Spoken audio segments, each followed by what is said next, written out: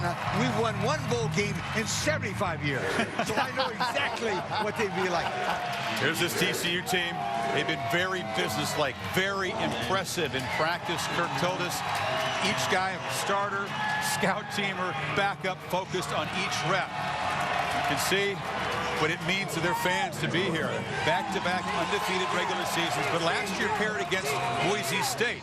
They lost that game even though these fans believe their team outplayed Boise, but now to get a chance to take on Wisconsin. And everybody aware of the fact that although TCU is the favorites here, Desmond, most of you experts think Wisconsin to win this game.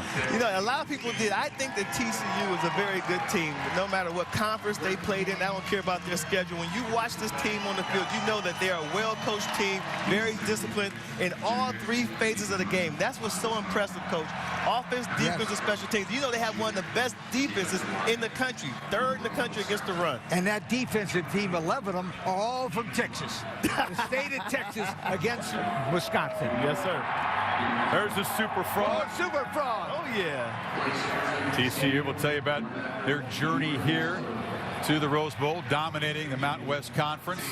Wisconsin, there's a swagger for this team, and it kind of comes from their head coach, who has kind of a bad guy wrestler persona, Brett Bielema with Aaron Andrews.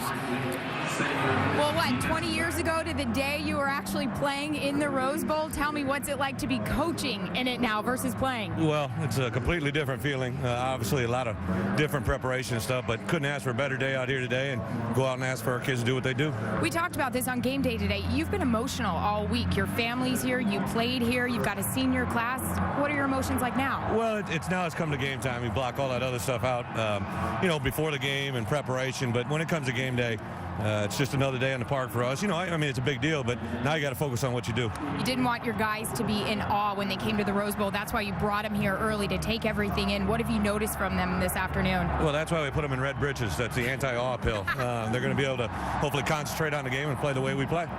Does that seem to be working, the britches factor? So far, but we'll find out in about 43 minutes. Thanks for your time. Thank you.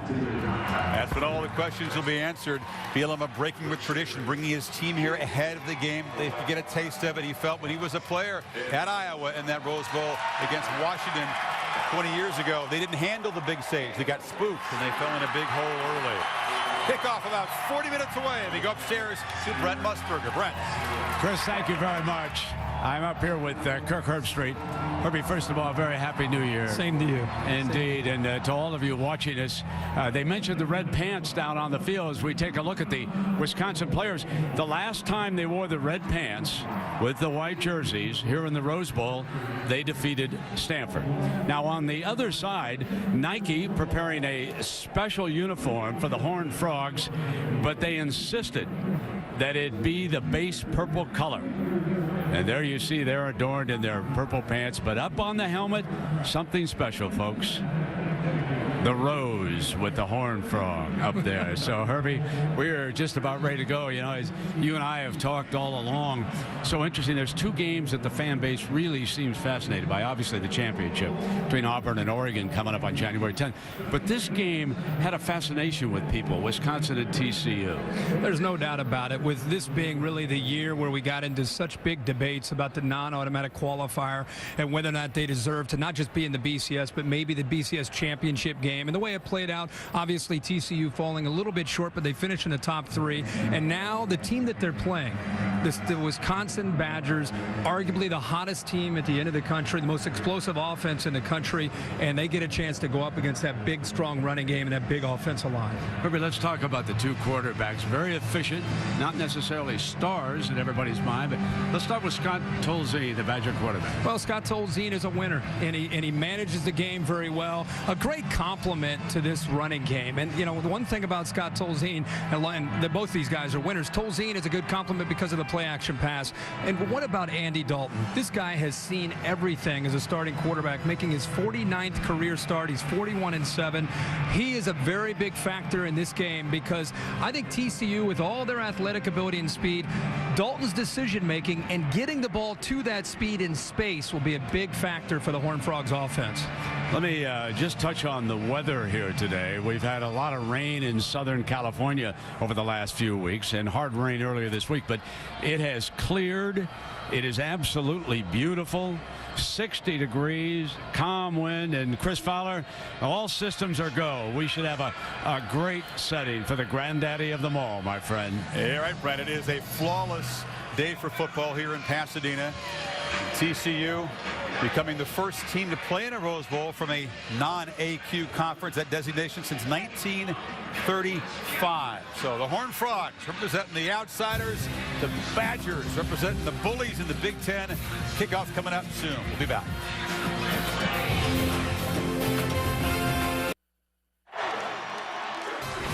The Bud Light BCS pregame show is brought to you by Bud Light. It's the sure sign of a good time. Here we go.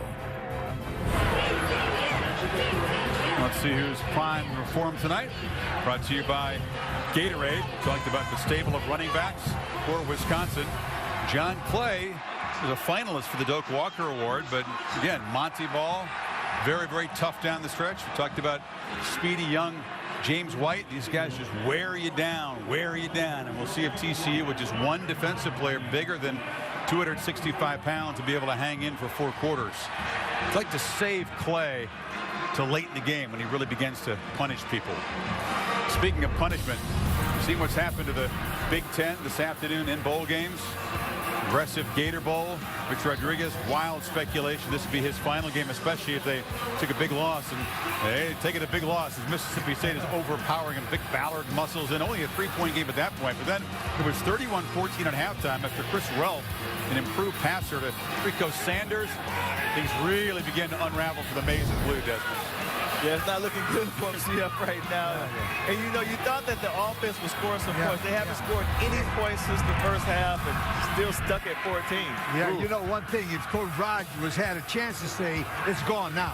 Yeah. They don't give a darn about the whole state of Michigan. The SEC West is muscling. Look at Alabama. Mark Ingram against his dad's alma mater. Michigan native gets to the end zone. Then Greg McElroy in his final game. Look at Ingram. Shows the determination. 2. Hasn't been a great year for the former Heisman Trophy winner, but look at the muscle he shows down inside the 10. Ingram would just muscle in the end zone there. McElroy would make some plays. Touchdown to Mays there. Julio Jones getting the 49-7. Wow. Michigan, state of Michigan teams just hammered. What was I thinking when I picked Michigan State? Exactly. Ticket City in the Cotton Bowl in Dallas. And Texas Tech played in their home state. They got it going. They took a huge lead on Northwestern. This is like a beat down here. But Northwestern would get back in the game. A late interception return for a touchdown. Notice it's only a 7-point game. Red Raiders trying to salt it away in Tuberville. Kind of a down year, but they finish it with their 8th win, 45-38. So we'll update that game. Penn State and Florida also playing, but a rough afternoon so far for the Big Ten Conference in bowls. Can Wisconsin reverse that trend against TCU? Closing in on 21 minutes to kickoff here in Pasadena. We'll be back.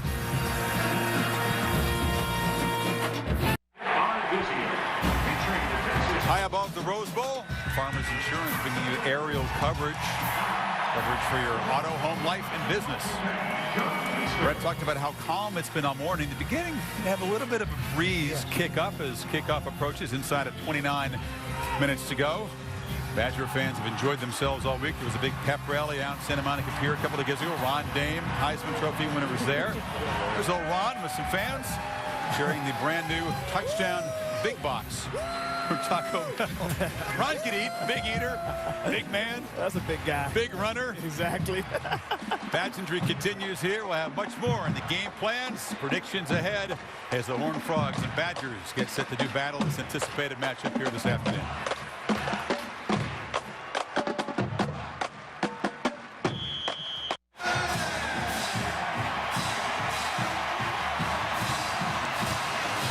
Wisconsin being played here inside Camp Randall Stadium. They'll not be playing jump around the end of the 3rd quarter by House of Pain, but boy, it almost looks like a Wisconsin home game. There is a whole lot of red ringing this place.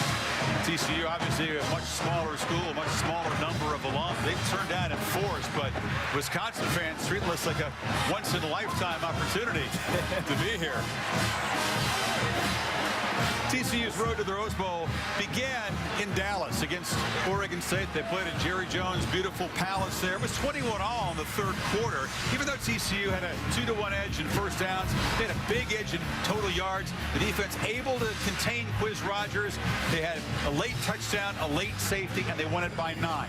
The next week, they laid a beatdown on Baylor. It was 35-3 at halftime. Andy Dalton was 21 of 23 for the game. Total domination of the Big 12 team.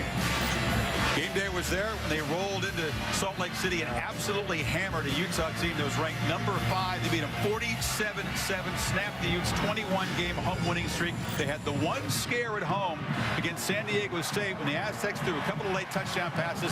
That may have cost them some credibility for the voters, but they are here ranked number 3 in the BCS. And more on the Horned Frogs' journey here and their mindset. Aaron, what do you have? Down with TCU right before they left the field. And let me tell you, Gary Patterson had told us in that pregame that his team looked good. They were emotional. They were excited. He also mentioned yesterday, very quiet, very together. But when the Horned Frogs left the field, they were jumping around like they were Wisconsin. They were going nuts like a circus. It was crazy. And I kept my eye on quarterback Andy Dalton, who Gary Patterson had said been really to himself over the last couple of days. And he was going nuts too. So it'll be interesting to see how the Horned Frogs' emotions translate on the field when kickoff arrives. And like you guys mentioned earlier in the pregame, that Fiesta Bowl, Andy Dalton really felt terrible about the way he played through 3 interceptions, and Gary Patterson was worried. He was going to try to put the weight of the world on his shoulders and try to win this game for his team. That's something he does not want Dalton to do today, Chris. That's for sure, Aaron. You know, he came out of character when things didn't go well against that tough Boise State defense last year. Dalton began to get angry. Yeah. And it wasn't the normal situation. All these guys say, Coach, that they know how to handle this. They're going to come out, take a nod, soak in the atmosphere, then get to business. Boy, it's not always that easy. Yeah, if I was Coach Patterson, I'd remind the football team that it's us against the world. It's a non-BCS against BCS. I'd remind him they did not want him here in the Rose Bowl. They wanted Stanford. And now you got us, so hello, let's go get them. So it's safe to say they're playing for a little bit of respect. Yes, sir. And they're playing for pride. Yes. I think those are 2 excellent motivational factors in any sport, but especially in football. I do think that TCU realizes that, look, we're a fantastic team. We're playing against ourselves. Their mentality has to be, if we go out there and play our type of football, we'll be okay no matter who you line up against us. We've got a couple of national championships in the resume, but that was way back before the AP poll came into play, and national championships were very fractured back then. There many believe, and TCU fans surrounding us will tell us, this is the biggest game in school history, and they have a lot to gain if they can knock off Wisconsin, but perhaps also a lot to lose, because if they come in here as a favorite, Lee, and they're out-muscled and flattened by a Wisconsin team, that'll set back the cause. Even though this team's going to the Big East next year, I think perceptions will persist if TCU's not up to it. Yes, but I don't think it's possible.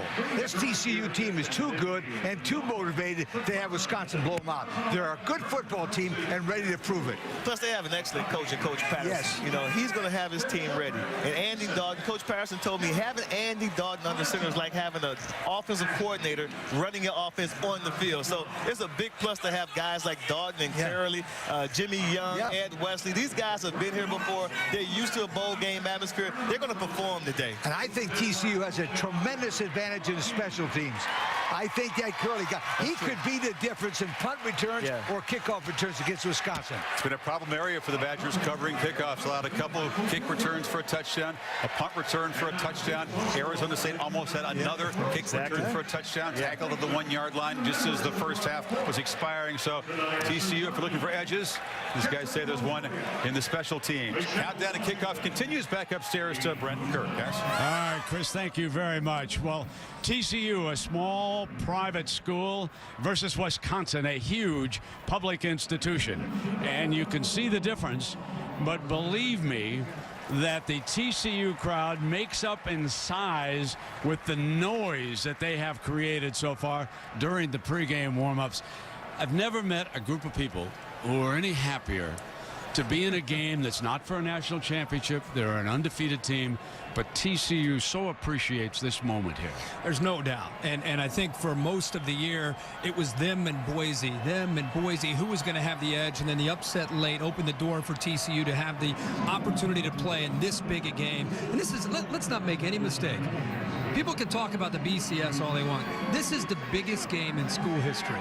TCU is getting ready to play in the biggest game that they've ever played in, and this fan base, is, as you said, is very vibrant. You can feel the emotion back in Fort Worth and Dallas, and the whole state of Texas pulling for the Horned Frogs to be able to represent themselves in this school. It was kind of neat that the TCU school actually took out a full-page ad in today's Los Angeles Times, basically thanking the area and appreciating the fact that they're here.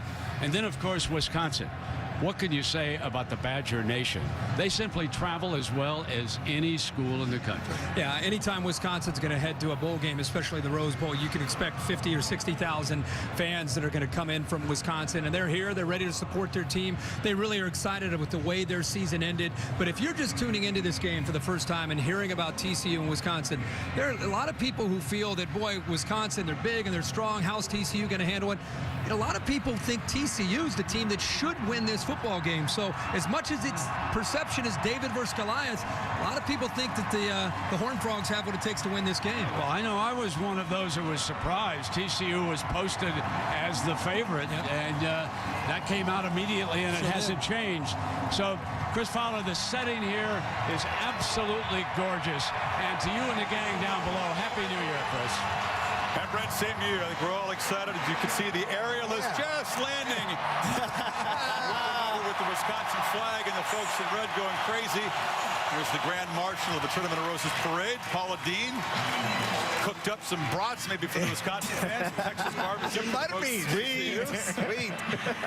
Queen is Evan Freeman, the 93rd Rose Queen of the 122nd Pasadena Tournament of Roses Parade. A huge, huge event here this morning. Folks sleeping out in the cold to get a good vantage point. Thing beamed around the world and millions of people. And now the focus is on this beautiful football field with inside of 19 minutes to go to kick off. We talked about TCU's road here.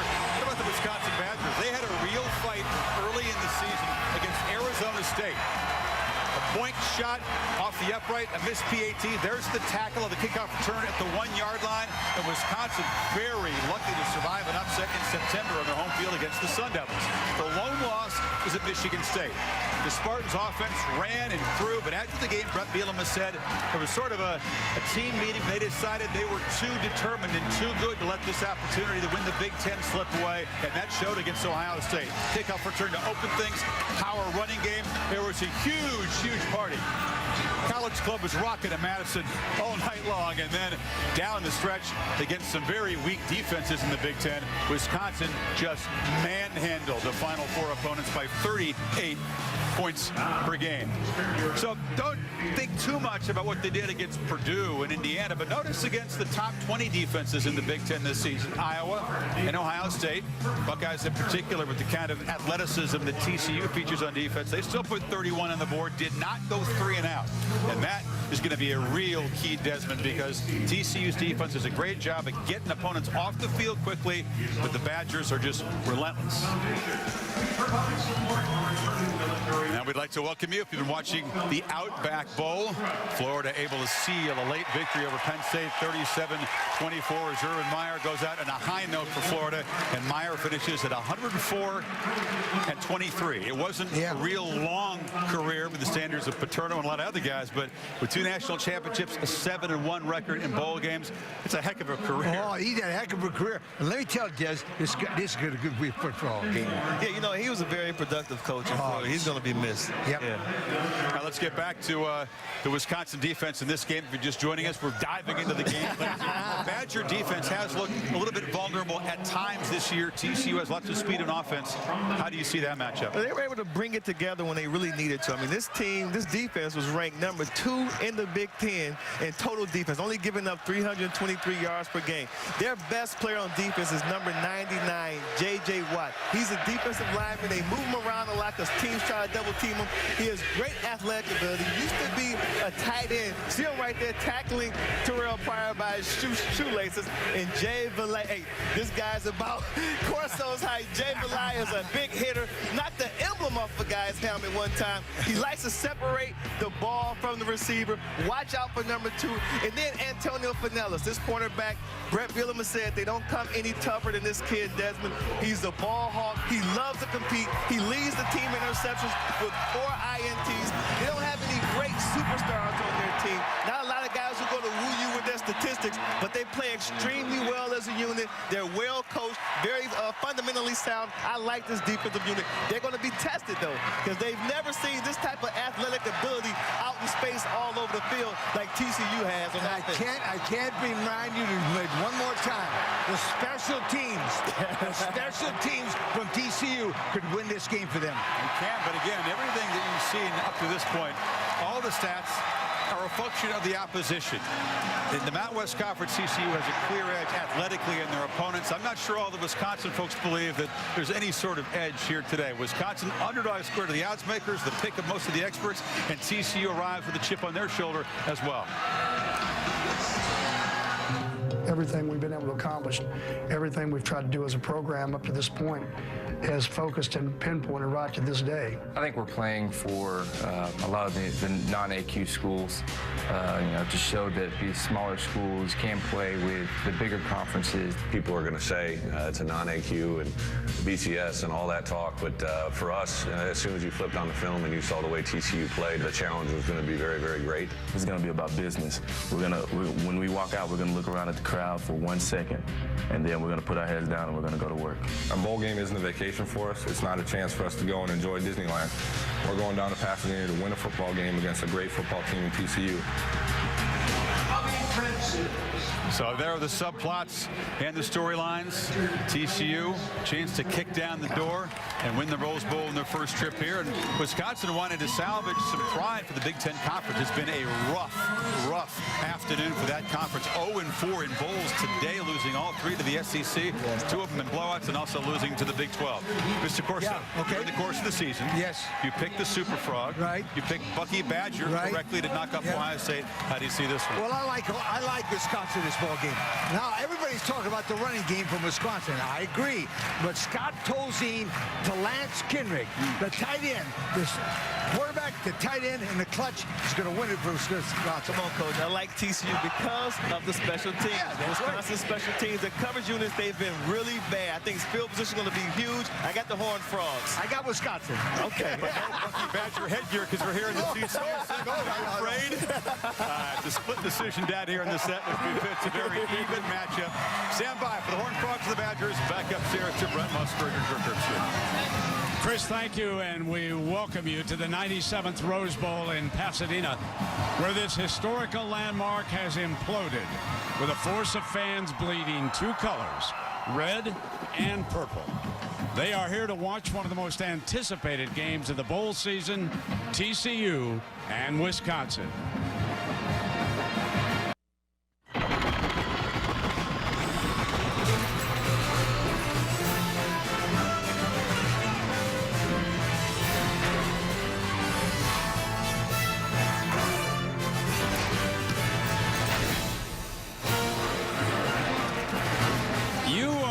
Live at the Rose Bowl in Pasadena, California. The struggle, the anticipation, the drama, and the dreams have all come down to the granddaddy of them all. It's the Rose Bowl game, presented by Vizio. It's all business for the Wisconsin Badgers, who have returned to Pasadena after 11 long years, determined to capture their 4th consecutive victory at the Rose Bowl. But they are taking on a dominating TCU Horned Frog team in their very first Pasadena appearance. Determined here to walk away unbeaten and cement their program's place among the nation's elite. Happy New Year, everybody, and welcome to 2011 in the Rose Bowl with Kirk Herbstreit, Aaron Andrews. I'm Brent Musburger. So nice you could join us today. And Herbie, the grandeur, of this scene. It is just one of the special occasions on the sporting calendar. There's nothing better for me personally, and I know how you feel as well about our trip every year to Pasadena. There's something about the history, the tradition, the pageantry, the San Gabriel Mountains looking over the stadium. It's as good as it gets, and this will be a fun game today. Yeah, we've got a good one. Let's start off with that three-headed monster, that running game of the Badgers. We've been talking about it for now about a month, about Wisconsin, and of course their big offensive line and their running game. You got to be impressed with Monty Ball and what he did late in the year. Really tremendous patience as a runner, number 28. James White brings the quickness and the burst to the backfield. John Clay is back and healthy. He'll really try to give him a chance to show the power into that smaller TCU defense. The Horned Frogs are determined to load the line of scrimmage, so keep in mind, as Lee Corso said, Scott Tolzien and the play-action pass will be very, very essential to Wisconsin's chance to move the football. TCU crowds the line. Tolzien's going to try to throw over top of it. You know what's interesting, Herbie? Everyone's talking about the speed and the aggressiveness of the TCU defense. That offense averages over 43 points a game. And that's the difference in the TCU program with Gary Patterson in the last 4 or 5 years. They can now score, and Andy Dalton is 41-7 as a starting quarterback. He brings veteran leadership and decision-making to the position. They are physical in their own right. Up front on their offensive line, Ed Wesley, 32, can run the football. The X factor is Jeremy Curley, number 85. You'll see him watched up as a wide receiver. They try to get him in space, and also on special teams. If he can get a little bit of a seam, he can pick up big chunks of yardage. Herbie, I'm always concerned about the nerves in a setting like this. What's your feeling? I agree with you. And with such a long layoff, when all this hype, I just wonder for TCU. They're so anxious to get here, so anxious to prove to the world that they belong. And after the way their Fiesta Bowl went last year against Boise State, they want to show that this team can beat Wisconsin and prove the experts wrong. And they just have to remain cool early, try to settle into the game. Well, let's go down to the field right now. The TCU marching band, and here is the playing of our national anthem.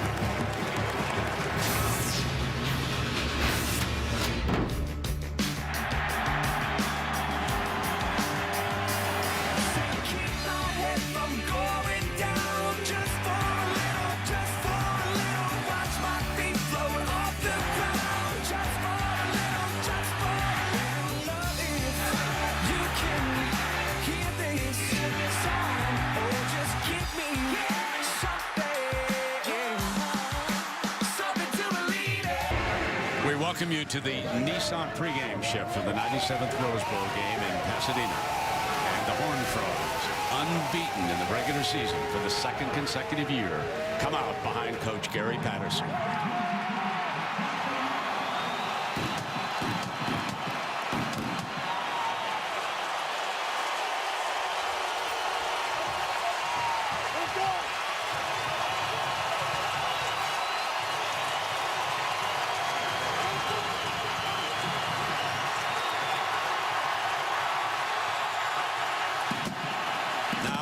Bret Bielema and the Wisconsin Badgers.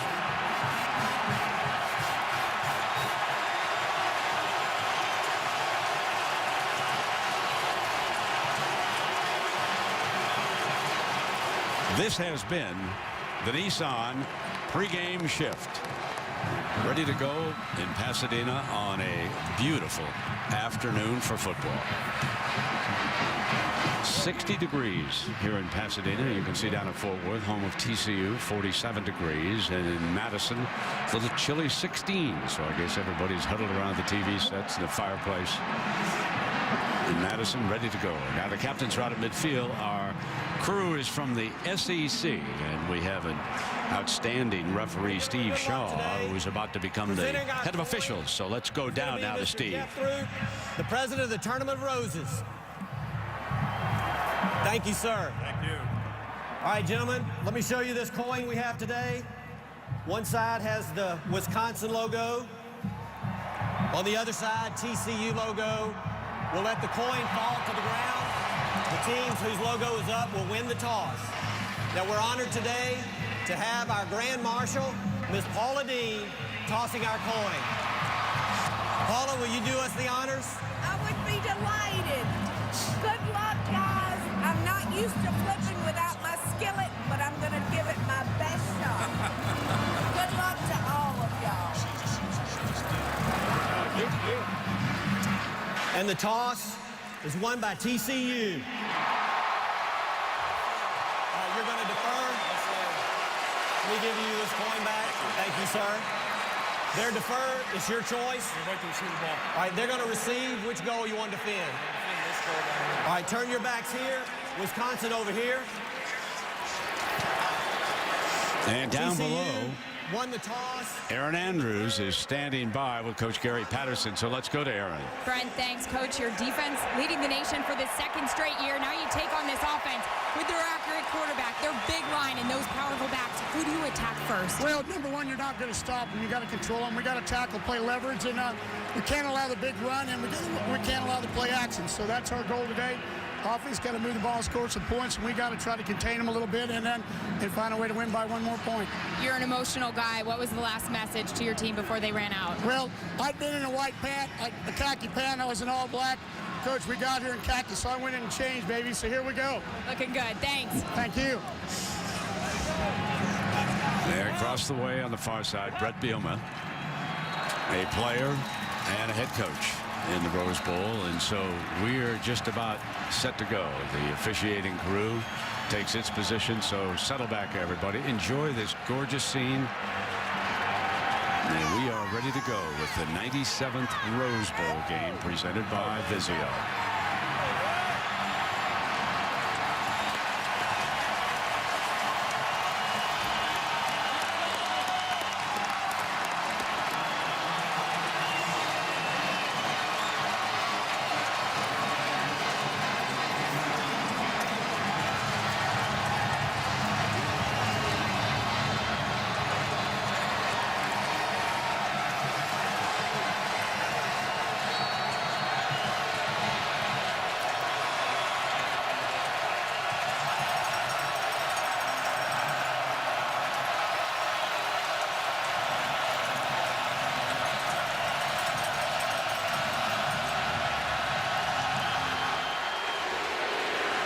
Flat line to Gilreath.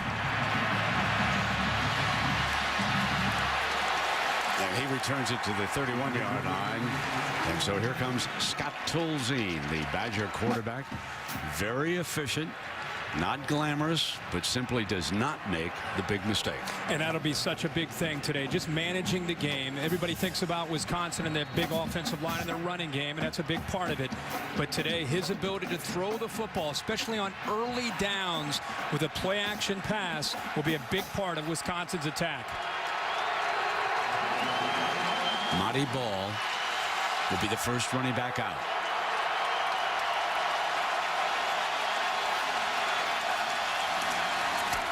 First carry for Ball, huge hole, explodes, 40, 35, and across the 30-yard line before he is knocked down. Well, this is what everybody wanted to see. Wisconsin's offensive line. What a great combination block. Kevin Zeitler, number 70, gets up to the linebacker, and Wisconsin picks up where they left off at the end of the regular season with a big effort here by that big offensive line and Monty Ball. A 40-yard run to open the game on the first down. And note, they didn't go to the left side. No. They came back to the right side. Absolutely. Now it's the freshman from Fort Lauderdale, James White, who is the running back. Before the play.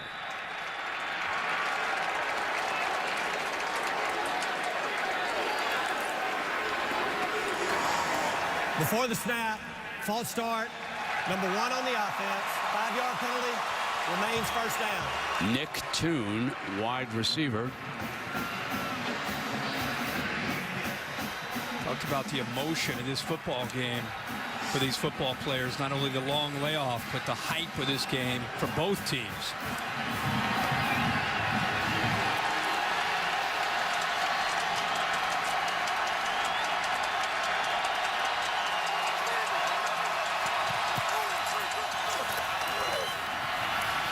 Come with the freshman, bangs across the 30-yard line, and Jason Teague, the defensive back, up to make the stop.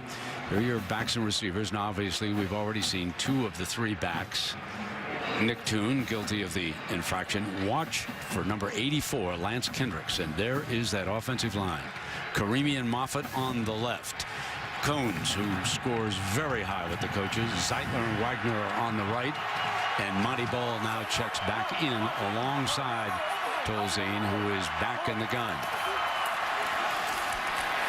His second carry bounces off a tackle, makes his way to the 20, and this is a manageable third down coming up. Yeah, it is. And considering they had the middle mistake there to get to 1st and 15, they come back with a couple runs and get to a manageable third down, which is exactly where Scott Tolzien needs to be. It's interesting. It's early in the game, but TCU just gave up their longest run that they've given up all year on the first play of this game.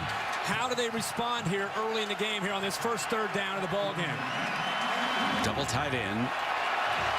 3rd and 2. Paul Christ has the play call from up above.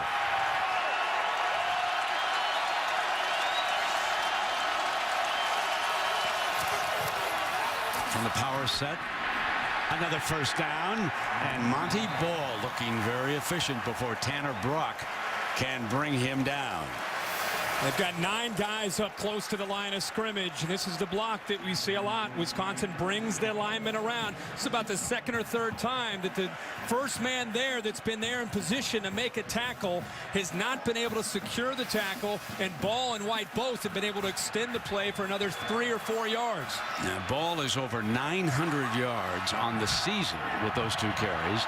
Ewing is set in front of it. Here comes Ball. He is tripped up with a beautiful tackle by T.J. Johnson.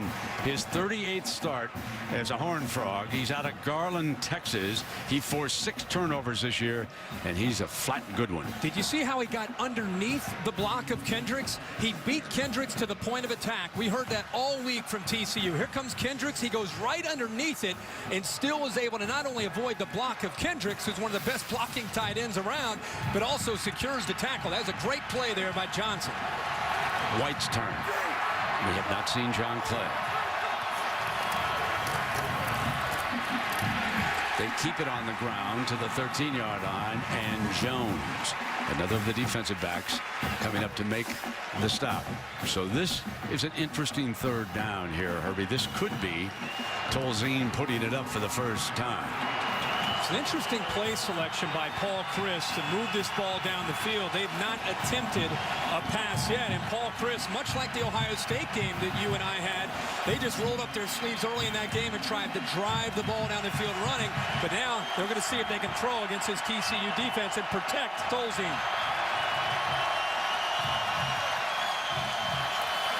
He will throw for the first time.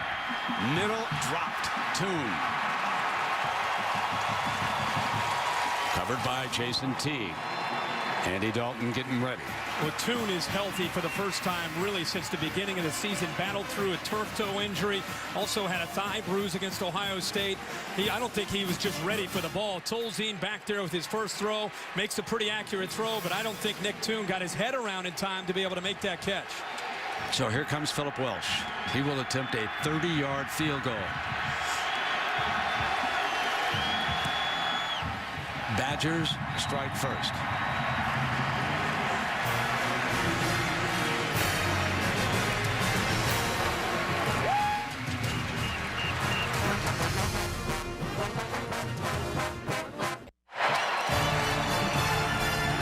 Welcome back to the 97th Rose Bowl game presented by Vizio. Wisconsin 3 and TCU about to receive the kickoff. And here is one of their more dangerous players, as Kirk Herbstreit pointed out in our opening, Jeremy Curley. He will try to give the Horned Frogs field position here, and it'll be interesting to see how the Badgers decide to kick against him.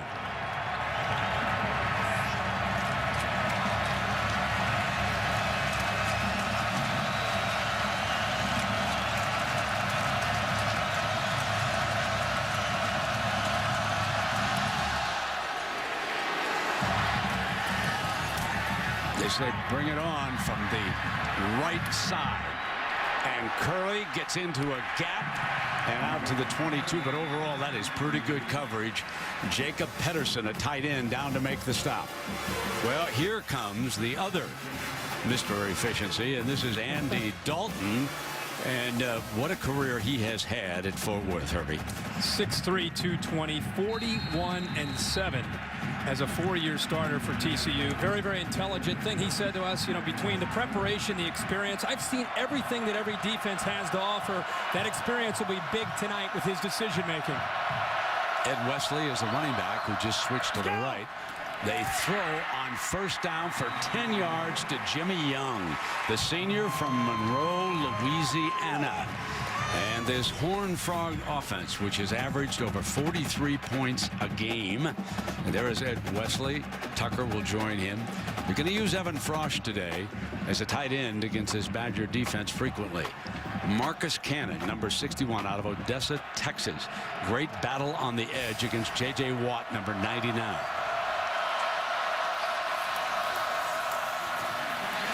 Dalton, an efficient runner, and he makes his way out to the 43-yard line, forcing Henry to make the stop. Yeah, 77 carries on the year, and he does it just enough. J.J. Watt collapses down on the zone read on Ed Wesley, and he's able to pull the ball out, and they call that play just enough, Brent, to keep the defense honest, make them appreciate that, and avoid the defense from collapsing down on the ball carrier at all times. An 11-yard run, back-to-back first downs for the Horned Frogs. Their first series, 5 wide, empty backfield. Dalton has time, and the receiver was down, and there's a penalty. Curley goes down, and the penalty is called for pass interference, and it's on Smith. Devin Smith putting too much pressure on Curley. He's got a little bit physical there before the ball. Pass interference, number 10 on the defense. That penalty will be enforced at the spot of the foul. Automatic first down. What a contrast in styles, by the way, here. TCU coming out in their spread formation, empty formation.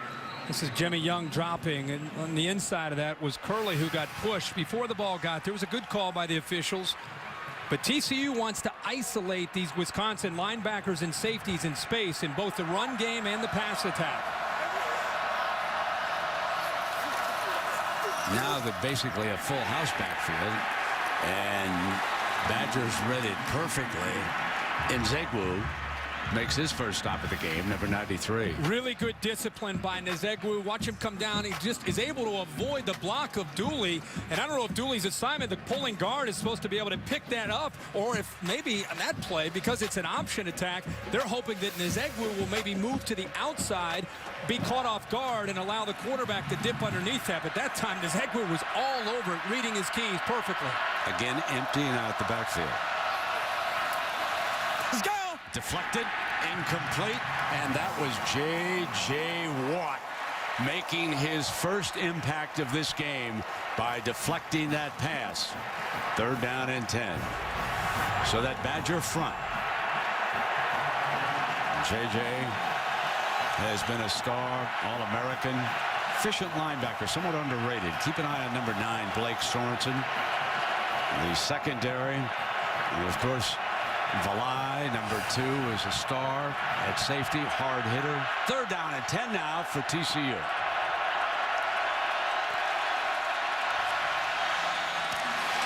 And he throws for a first down to Jimmy Young. That's the 2nd catch of the game for Young. And that picks up another first down. And remember, that was 3rd and long. Absolutely, and I think a little bit of confusion here by Finellis because of the formation and the way they stacked their receivers there to the field. How about the arm strength by Andy Dalton on 3rd and 10, getting back there and making a great throw to Jimmy Young before he was even close to the sideline, showing tremendous velocity on that throw. Matthew Tucker now the running back. Play action to him. Dalton has plenty of time, incomplete. Curtis Clay was the intended receiver, and I think Dalton thought he was going to work a little closer to the sideline. And the Rose Bowl field is the best field that you're going to see in college football, but there's been a lot of rain in Southern California, and I don't know if it's the new cleats that TCU is wearing, but I've really noticed whether it's on a kickoff return or there's receivers trying to get out of breaks, there's a lot of the TCU wide receivers are slipping. Something to keep an eye on, I think, throughout this football game, especially in the early going. Tucker and Wayman James now in that backfield. Dalton keeping it and running for the 3rd time. Stop made by Bo Allen, freshman. Anytime you run the quarterback, it gives you an advantage with the numbers, and it makes this Wisconsin defense, it's so concerned about Curley and Jimmy Young and all the speed on the perimeter. It makes him have to focus back to the quarterback to Andy Dalton, and all that's doing is not only picking up yards and giving him a manageable 3rd down, it's setting up other plays down the road to get back out on the perimeter. 3rd down again for the Frogs.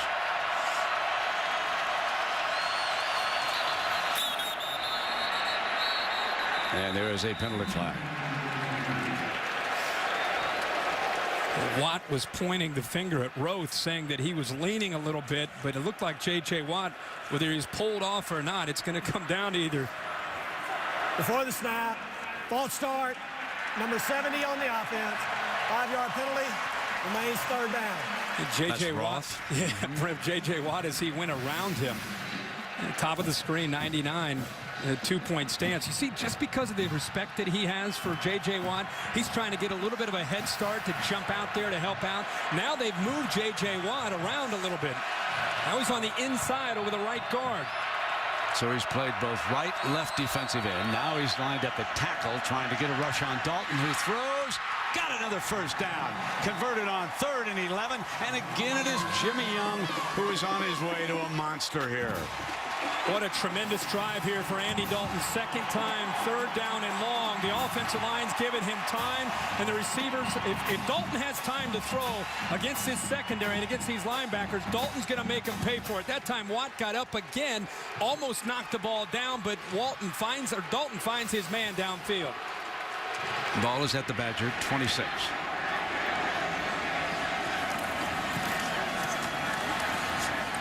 Not afraid to stick his helmet in there, is he, Herbie? Here in the early going, Watt making the stop, but Andy Dalton has come to run a little bit. He has, and clearly with having a month to prepare, they see something that they can take advantage of, and just picking up just 3 or 4 or 5 yards here and there. And also you wonder if it eventually sets up a bigger play down the road where they start to bite down on Dalton, maybe running the ball. And TCU loves double moves. They can give him a little move to the inside and then go deep downfield, and Dalton could get him and maybe crease him for a touchdown. Yeah, Dalton has carried the ball 4 times, throws it again, pump fake, goes back down the middle of the end zone. Touchdown, Horned Frogs. Bart Johnson, the senior from Brownwood, Texas, a 23-yard scoring strike. And there it was set up by what he was doing, just as you called. The double move is something that TCU has had such great success with. The biggest game of the year against Utah on the road, they had success and a touchdown a couple times early in that game with double moves. And Dalton, because of his patience, lets the play develop, doesn't give it away, and all the throws that they had underneath, finally they got the safety Aaron Henry to bite up, and they went right behind him. Ross Evans tacks on the extra point.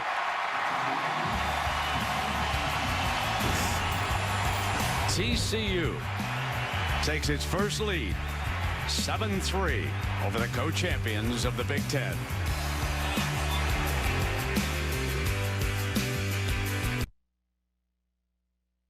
ESPN College Football, the Rose Bowl game, is presented by Vizio, delivering entertainment freedom for all. And in part by Tostitos, Lay's Classic, and Sun Chips. We make them natural, you make them fun. And Nissan, proud partner of the Heisman Trophy. Well, this morning, the 122nd Rose Bowl parade featured the TCU and Wisconsin marching bands. Paula Dean, of course, the Grand Marshal, one of the great cooks, and it was so cute when she asked Steve Shaw before the game, can I flip this coin with a skillet? And he said, no, ma'am. So here's the kickoff, fielded on the 6-yard line by Gilreath, looking for an alley.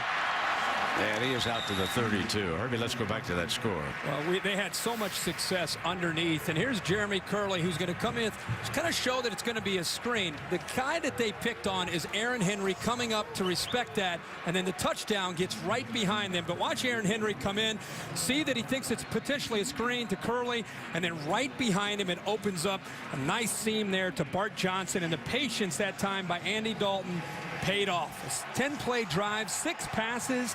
That was textbook that time for Justin Fuente, the co-offensive coordinator for the Horned Frogs, calling the plays. Ball is the tailback. Workhorse here in the early going, and this time he has jumped at the point of attack. So here is this, some have said undersized, but I want to tell you this. This is a very fast defense. Keep an eye on number 96, Wayne Daniels. He's edge. Remember Jerry Hughes, great rusher, Tank Carter and Tanner Brock, 2 tackling machines at the linebacking spot, and a very tall, rangy group of safeties. They play that base 4-2-5.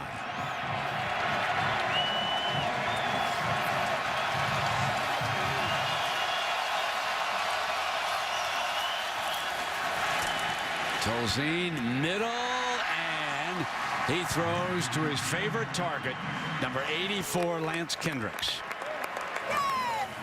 And Kendricks is a guy who they want to try to isolate one-on-one. This is a nice job of giving Tolzien time, but look at, again, another player from TCU slipping, this time to Karen Cuba, who was isolated one-on-one against Kendricks.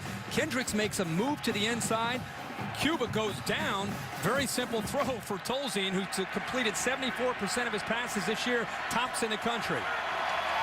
14 yards is the gain. And on the first down, here is Ball on a sweep left, and he breaks a tackle. Finally brought down by Greg McCoy. These big offensive linemen trying to get a push. This is the battle we all want to see, the movement from TCU's defensive line. How about the center, Peter Kahns, trying to lead the way? You don't see that very often from a center. The athletic ability to come around and try to help out. He gets there, knocks away 2 TCU defenders, and Ball gets up and picks up more yards.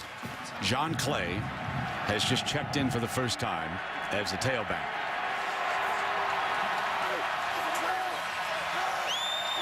They show a power I formation. Play action. Tolzien comes to the near side, and it is complete. Aubrey Darris with his first catch of the game. Here's the view from our DirecTV Ultimate Picture Cam. Good job again. He's in rhythm. Both these quarterbacks have come to throw. And actually, the pressure got to him. He does a good job throwing it from the left hash all the way to the right sideline. A long throw, but a good call on an early down by Paul Chryst. Try to take advantage of the aggressive TCU defense crowding that line of scrimmage.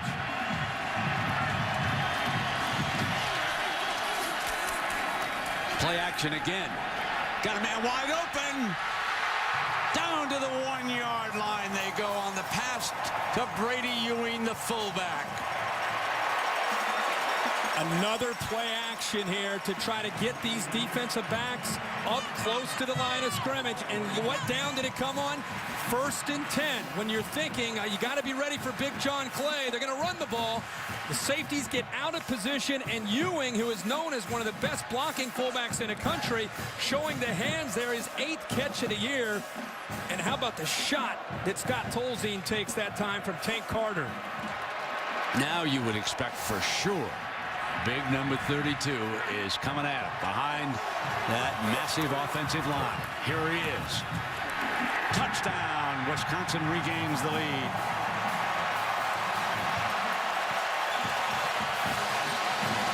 We got a ball game. We got a ball game. It's going to be fun. Not bad, kid. You know it's coming. You just got to be able to make that play. That initial contact, we've seen it in these first couple drives. The Wisconsin running backs are running through those would-be tacklers, those arm tackles, and getting more yards. And that time, big, powerful John Clay gets it into the end zone. Welsh tacks on the extra point. So Clay's first touch of the day results in the Badgers' first touchdown of the day. Farmers Insurance bringing you aerial coverage of the Rose Bowl game and coverage for your auto, home, life, and business. Well, during that timeout, they brought out the level on the goalpost that the Badgers just used for their extra point. And it did require a little bit of an adjustment. There we have it.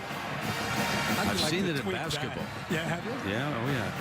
Have to level up, and now we're set to go.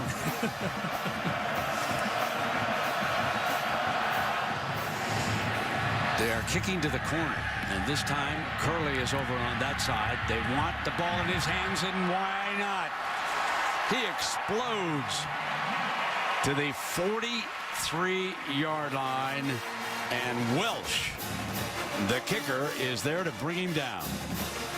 Badgers lead the Horned Frogs. We'll be right back.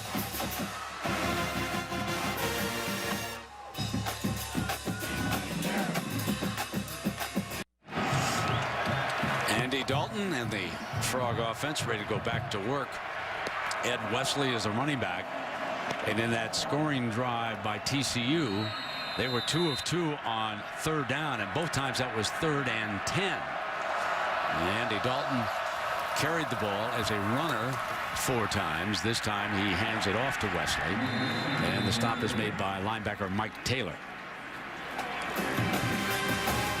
Looking forward to seeing how Wisconsin tries to adjust to this skill and speed. The thing that's most challenging facing this TCU offense is how multiple they are with their formations and personnel groupings. Brent Bielema telling us this week, if I had 1 week to get ready for this offense, it would be a nightmare. Having the extra time has really helped them dial in to all the different formations and adjustments you have to make as a defense. They're the full house backfield, basically, and Pump going deep again. And he's got him inside the 15-yard line. Josh Boyce, his first catch of the game. Boy, Josh Boyce has a tremendous future in Fort Worth. The freshman who had a 93-yard touchdown against Utah, another double move. This time they catch Brinkley peeking on an underneath route. This is why you have to respect Andy Dalton. This repertoire, he's got a lot of different receivers. He can throw it to anybody, and you have to respect the underneath game, and then they'll give you the pump fake, and they'll get downfield in a hurry. 44 yards, and the Horned Frogs empty out the backfield here on a 1st down, and Dalton's 5th carry of the game.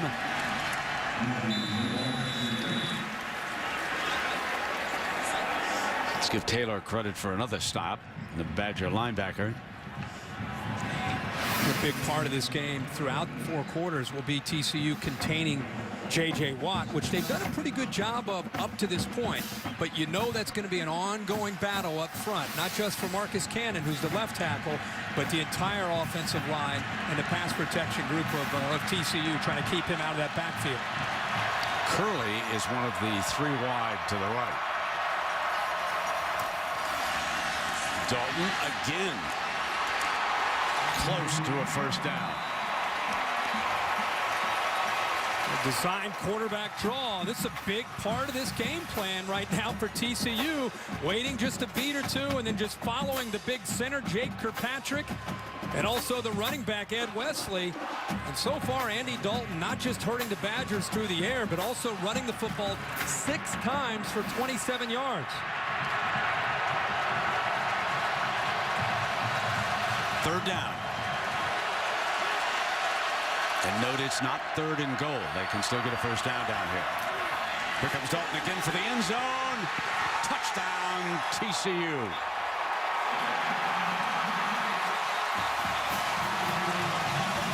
The Badgers' lead did not last long. Folks, we've got 2 teams that average 43.3 points a game. Remember the bowl game Andy Dalton had last year against Boise State? I think this game is personal for Dalton. Another zone read. J.J. Watt collapsed down on the running back. Dalton makes a great read. Looks like they're going to take a peek at this. He had the ball on his left arm instead of the right arm. Just going to take a peek to see if the ball got across the goal line before he went out of bounds. Remember, it's where the ball is, not where his foot is. So as he gets out of bounds, that's worth another look for sure. Should have put that ball last second over into that right arm and extended it across the goal line. Well, Dave Perry is up here in the booth with us, and of course he's done a great job through the years, not only with the Big Ten previously, but now as the head of the Federation of Officials, and he thinks he was in the end zone. He just gave a little thumbs up over here. So we will see. Remember, it is an SEC instant replay official who will take a look at it. Unlike the NFL, Shaw will not go underneath the hood here, and then they will receive word of it. Even if it were to be ruled not a touchdown, it would be a 1st and goal. Yes, it would. One thing to keep in mind, very, very short. But it looks to us and to Dave Perry like he got in. What'd you think? If Dave Perry says that it's in, then chances are it's in. It's definitely a close call. The play was outstanding. Watch J.J. Watt come down. Hesitates just for a second. Dalton's got the confidence to think, I'm going to pull this ball, and I know I can beat him to the corner. So instead of thinking, hey, you got to block J.J. Watt, it'll be a touchdown. There it is. Dave Perry is right. Why not? You know, he has a son, John Perry.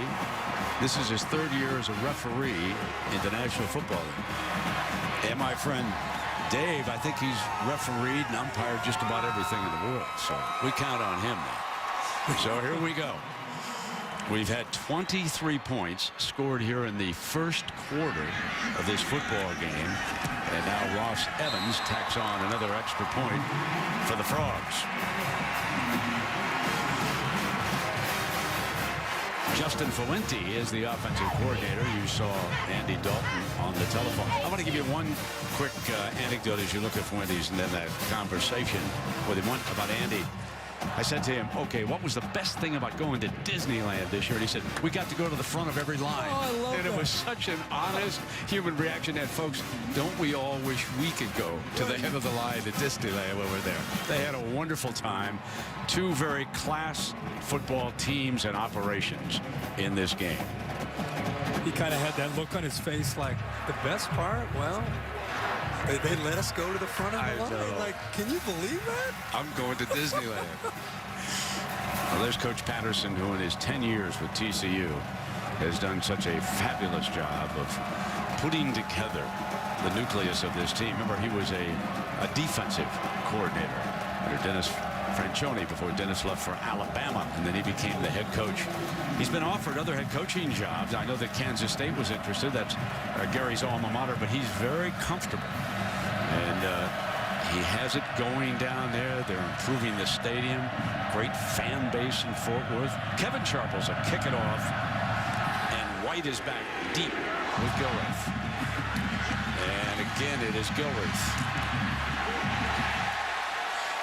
Good special teams coverage there. And on Monday night, ESPN delivers the Discover Orange Bowl, featuring two of the hottest teams and two of the top quarterbacks in the nation.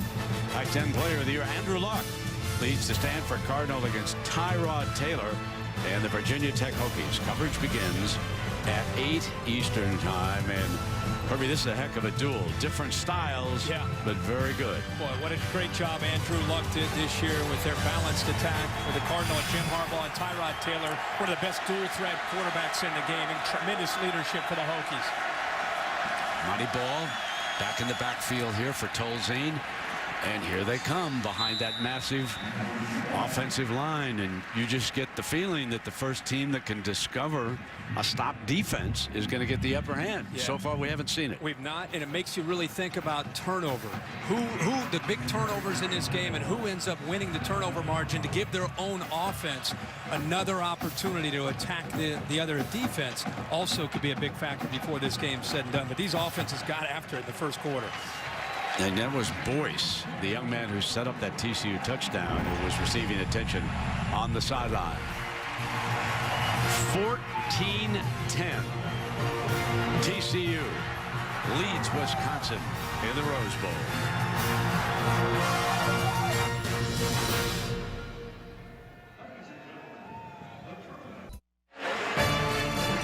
Welcome back to the 97th Rose Bowl game, presented by Vizio.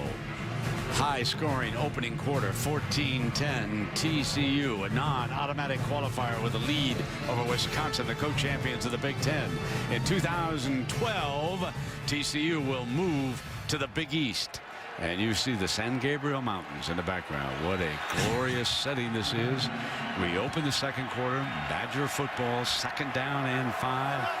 Scott Tolzien hands it off to Ball, who explodes in the middle again to the 46-yard line, and Cuba makes a stop. Herbie, you made the point, that battle between the front and the defense, very lopsided in the first quarter. Everybody wanted to see how the size of Wisconsin's offensive line would do with the not the lack of size, but just the speed, the aggressive nature that TCU has, the way they move people around. They try to confuse you, and for a quarter anyway, and now another play, Wisconsin really controlling things at the line of scrimmage against the speed of TCU.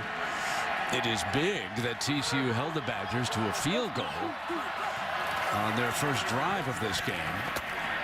And they come back with White, the freshman, and let's check in down below with Aaron Andrews. And just to add on the size disadvantage with TCU's defense, Gary Patterson's been walking over to the bench every time they've been there and said, tackle low, do not tackle them in the middle. You won't get them down. You have to tackle lower. And with that was a couple of the good tackles. Johnson made one. You pointed that out. They got down into the... You got to get low, and you got to gang tackle. The only way you're going to slow down this big offensive, not the line, but the backs, is you got to have 2 or 3 different jerseys trying to slow down these running backs. 2nd and 6. And now it'll be 3rd down, and James White. St. Thomas Aquinas, Fort Lauderdale, Florida. Badgers do a great job of seeking out some skilled players from the state of Florida and the state of Texas, Ohio, and they do a heck of a job of recruiting right there in their home base, Wisconsin, Minnesota. The J.J. Watt story, of course, many of you are very familiar with. He was a tight end at Central Michigan. Brian Kelly left, committed to Minnesota. Glenn Mason left, finally enrolled with his heart back in Madison, sat out a year, and switched over to the defense, and he's been a great player. Now we've got 3rd down and 3.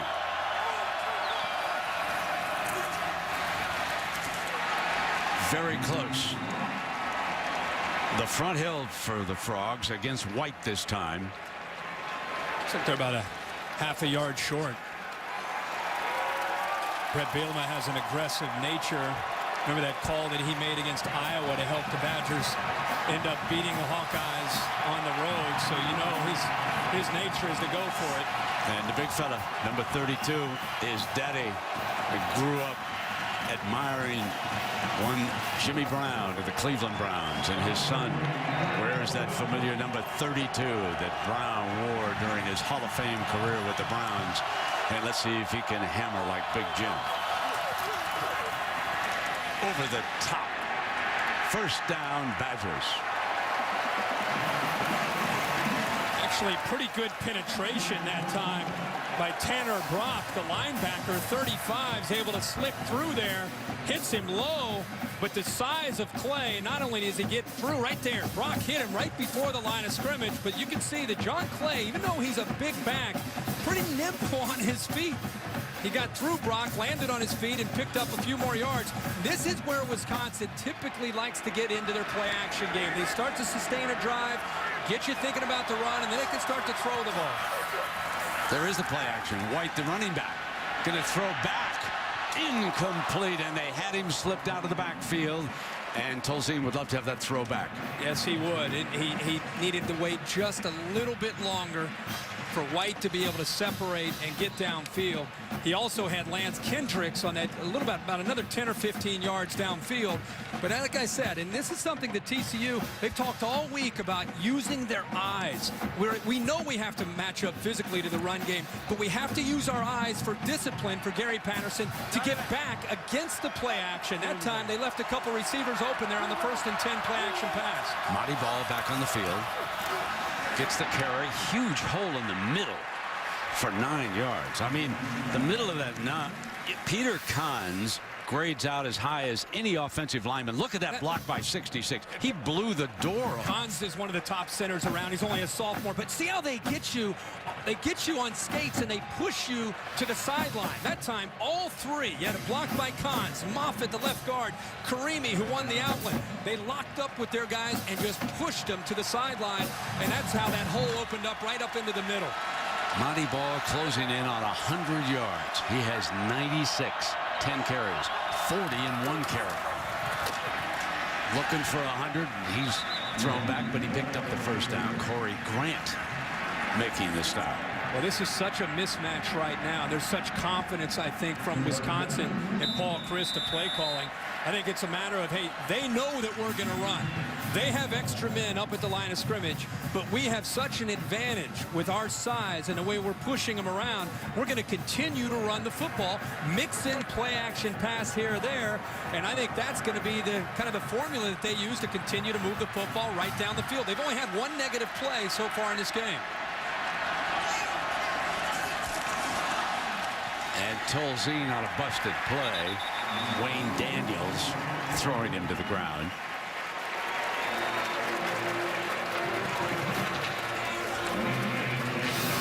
Self-destructing.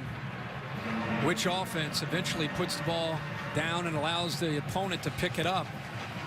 Talked about that could go a long way in determining who wins this game with the way these two offenses are moving up and down the field. Huge for TCU to put the Badgers in 2nd down and long. 2nd down and 11.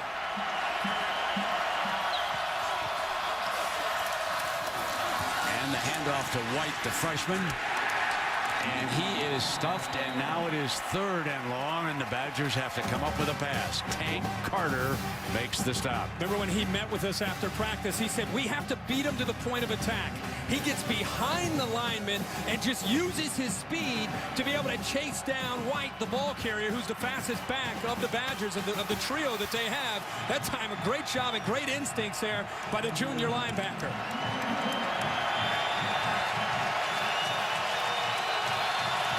Kendricks off to the right. They've gone to tune once in this game. Tolzien comes in underneath. Not a first down throw. Greg McCoy comes up on Anderson. Well, that was just great coverage downfield, and these routes, because it was 3rd and long, took a lot of time. TCU got some pressure, but Scott Tolzien showing that he also can sit in there, picks up enough yards to have a likely field goal attempt that they have a chance to put up some more points here with Philip Welch. He was terrific in the pregame warm-up. Made several 50-yarders. He's from the right hash. He's 8 of 11 from the 40 to the 49. He pulled this one to the left and missed it. Missed a 39-yard field goal. He was coming up empty in this game on any drive is huge. Yeah, he was 7 of 7 inside 40 yards coming into this game. So the missed field goal, like you said, it's a breaking a serve. Now the ball is back to Andy Dalton.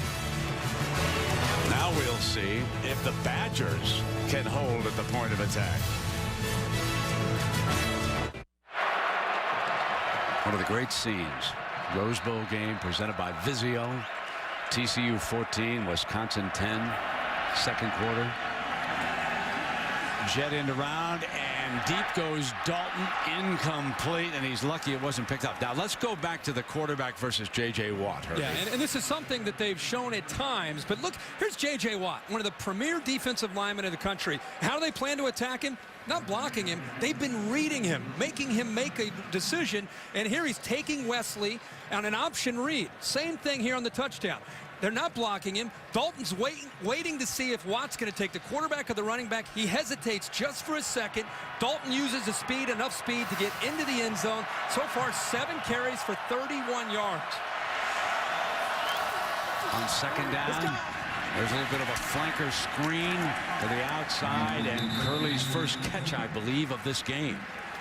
It is indeed. They've gone to Young several times, but they want to get Curley, their game breaker, involved. Anytime you can get the football in his hands, it's a good thing for TCU. That's why he's back on punts and kickoffs. He's just one of those typical players that you see today in these spread formations where they try to get him the football in space, and whatever way they can do that, they feel that they have a chance to pick up big yards. TCU is 3 of 3 on third down. Make it 3 of 4. That is short of the first down. Brent, another TCU player making a cut and going down. And if he doesn't slip, he's got a chance to be able to catch the ball and get upfield. But another TCU player, the reason he's falling is he lost his balance there and did not have a chance at all, but it's a stop nonetheless for Wisconsin's defense. So here's the story, folks. You are looking at a 280-pound punter, Anson Kelton. Now take a look at this, huh? He looked like a linebacker or a defensive end. Gilreath, return ace for the Badgers. Fields it on the 25. And out of bounds on that far side. So it was the Badgers' turn to stand up defensively. They did exactly that. They'll have the ball when you come back. ESPN College Football, the Rose Bowl game, is brought to you by Bud Light. It's the sure sign of a good time. Here we go. DirecTV. Don't just watch TV. DirecTV. The touchdown big box, only at Taco Bell. And Allstate. Dollar for dollar. Nobody protects you like Allstate. Are you in good hands? 55 years of the Beef Bowl, that eating competition between the Rose Bowl teams on separate nights at Lowry's, the prime rib. And Gabe Karimi, Herbie had a chance to ask him. I said, how many orders did you get, big fella? He said 5. There he is. I mean, he's a total eclipse when you stand up there next to him. I can't imagine how these defensive players are even trying to find the running backs behind this offensive line. And here they come hammering with John Clay. And Aaron Andrews, Herbie has noticed a lot of slipping on the part of TCU. What's the story? We're looking at them. Those are the cleats, brand new, designed by Nike for the Rose Bowl. They're actually supposed to prevent slipping. TCU got these cleats, Brent, on Sunday, and I heard from their staff, even during practices, they were changing them out. So I just asked the equipment staff, are you able to change out the cleats in the game? They didn't bring another pair. Look for a lot of tape. Second down and 4. Tolzien pulls out and fires incomplete. That was great coverage by Jones on that play against Pedersen. Well, these hybrid safeties, Colin Jones and Cuba on one side, you have TJ Johnson. These guys do a good job of being physical and trying to come up and run support, but athletic enough to get back in coverage. And TCU again has put Wisconsin and Tolzien into a third down situation. Third down, Herbie, for the Badgers. They're 2 of 5 in this game.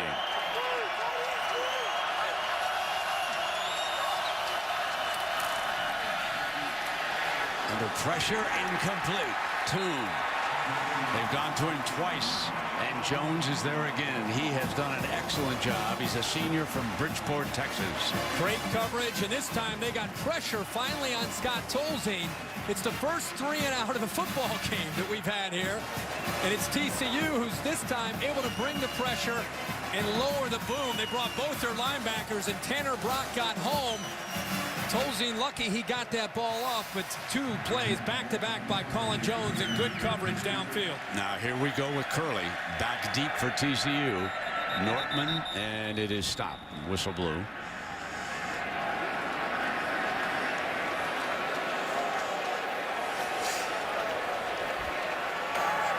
Before the snap, false start, number 36 on the offense, 5-yard penalty, remains 4th down.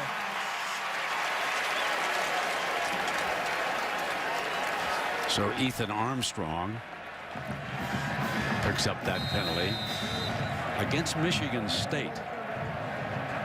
The Spartans struck on a punt return for a touchdown.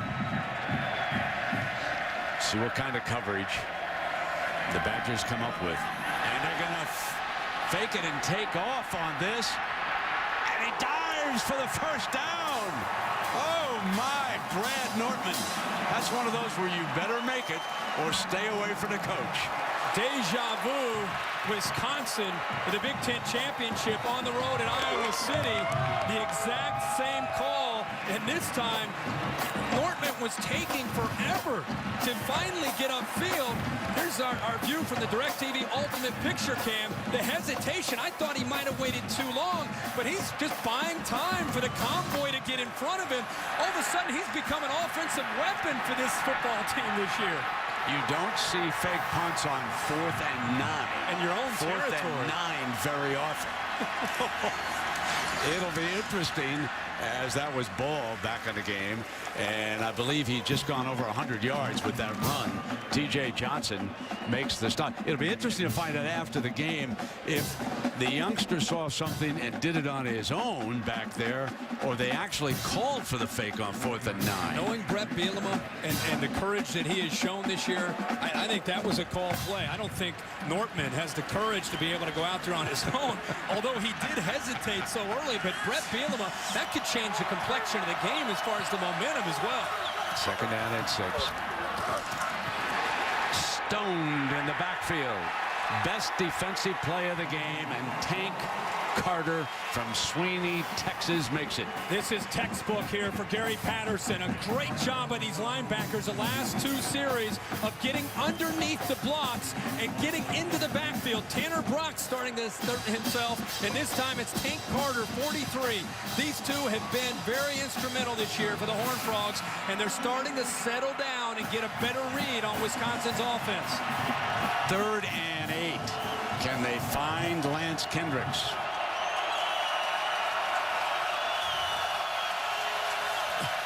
Tolzien has time. Diving catch, incomplete. They wave it off. They say Toon did not have the ball.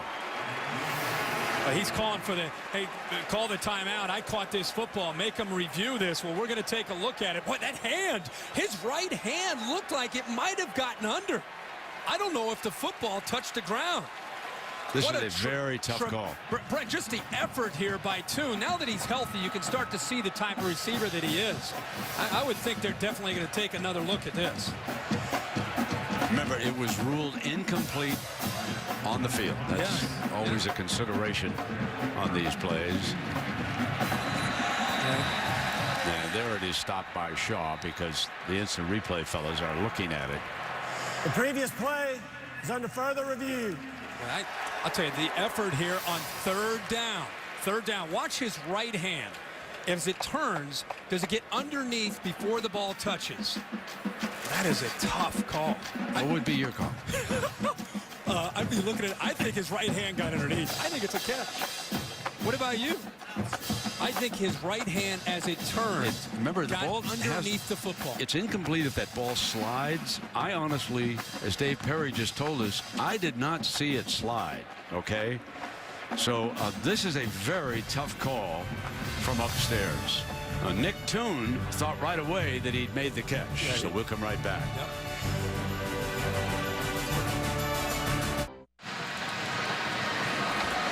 Well, we are back, and they are still waiting the ruling on a very, very tough call. Ruled incomplete on the field. Has to be indisputable, folks. Watch the right hand. Is it underneath it? Ball doesn't slip. Do you turn it over with that video evidence? How about the hand strength, by the way, of Nick Toon? He's like, review this. That's a catch. That's a catch. I don't know. It's going to be. This is one of the longer reviews we've had, and I don't blame him. By the way, I don't either. This is a 3rd down and 9 or 3rd and 8, and if it's a catch, it's a first down. If not, it's obviously a punting situation. But with Bill, here comes Steve with the decision. After review, it was a completed pass. It will be 1st and 10 for Wisconsin. Play will resume after the media timeout. David Perry is 2 for 2. You made me go out on a limb before we got Dave Perry involved. Oh, man. Oh, all right, 4:22 left here in the first half now. Let's not forget not only that play, but the fake punt. This is the same drive where Wisconsin living on the edge here on this drive and trying to take the lead back down by 4.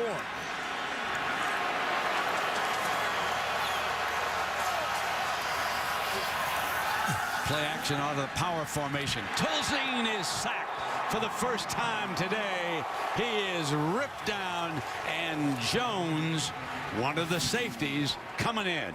Well, this is a great job by TCU downfield with their coverage, and you can see from the DirecTV Ultimate Picture Cam, the play took too long to develop. It's 1st and 10, play action, but the blitz and the pressure this time by, again, Colin Jones, the senior, who's having a great game. In a game that's been dominated by the offenses, Jones in these last few series, along with the 2 linebackers, Carter and Brock, really starting to step up. 2nd and 17. White flares. They throw back to the middle, and Kendricks breaks a tackle. So Lance Kendricks catches the pass, and Cuba wrestles him down. He's a point of emphasis for this TCU defense. They know how often the Badgers like to get to 84. Tanner Brock is dialed in on Lance Kendricks. He is not able to hold on and make the tackle. He slows him down well enough. But I think Gary Patterson and the adjustments that he and his staff are making on this side of the football starting to really play out here for the Horned Frogs. They seem a little bit more dialed in here these last few series. Getting a little more leverage with that quick defensive line. Now, not this time. Nothing doing. They were held out, and as a result, Tolzien burns them with the pass to David Gilreath. That's 13 yards, and a great job by the offensive line here. Interesting, the soft coverage. Look how easy Wisconsin can get off the line of scrimmage. And for an attacking defense, rare to see them just let Gilreath and the Wisconsin offensive line with a free, or the Wisconsin receivers with a free release, getting downfield and not getting any kind of push at all by the secondary. Typically, they're up in your face at the line of scrimmage. The freshman back on the field. Here comes White. Battles his way for about a yard behind the right side of that line. Well, coming up on the Chevrolet halftime report, Chris Lee and Desmond, they'll break down the first half for you, and we'll hear from both marching bands. That'll be coming up at halftime, and there are some of their lead stories. What did the Big Ten lay an egg today, New Year's Day? Mercy. John Clay is in as the running back, 2nd and 9.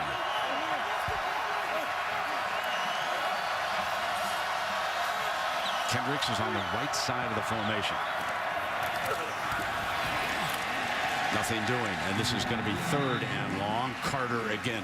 Tank, one of the best named linebackers in the country. You're Tank Carter. You've got to be able to make plays, and like I said, he and Tanner Brock doing a really good job of getting away from blocks. In the first quarter, Peter Kahns and John Moffitt and Gabe Karimi and all the way across Kevin Zeitler, Ricky Wagner, they were not only controlling things up front, they were getting to the next level and getting to those linebackers. They've not been able to do that as effectively here.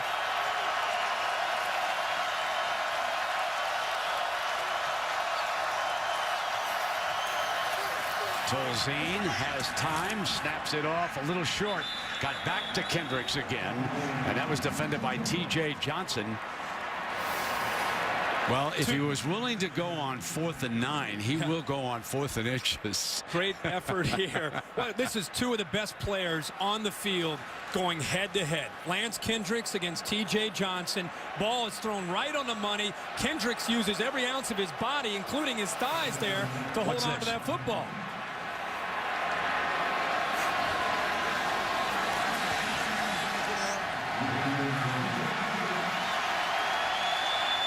Well, here's Philip Welsh, and of course, I think I forgot to look at the clock. And quickly, Welsh came on the field. And that's exactly why the field goal team came out. Right. I had lost track of the last 30 seconds, and it's a one-point game. A great Rose Bowl unfolding.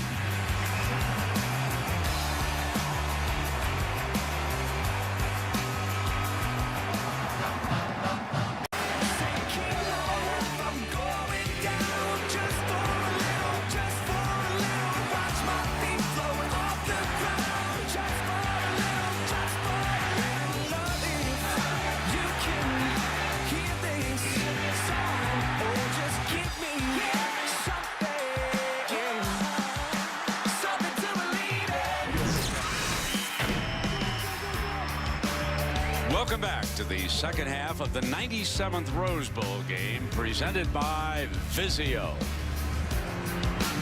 Let's check it down below now. Erin Andrews is with Wisconsin coach Bret Bielema. Erin. Brett, thanks. Well, that field goal wouldn't have happened without that fake punt there. You have to tell me, what was the call on 4th and 9? Well, we ran it the first time, and our guy jumped off sides, and we knew it was going to be good. That guy did a great job reacting, but they've shown it all year on film. Just something we took advantage of.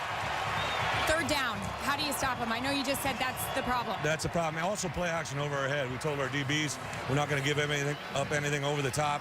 We do that like we did on those series. You know, we're going to be off the field and give it back to our O. All right, thanks for making time. Brent? Erin, thank you very much.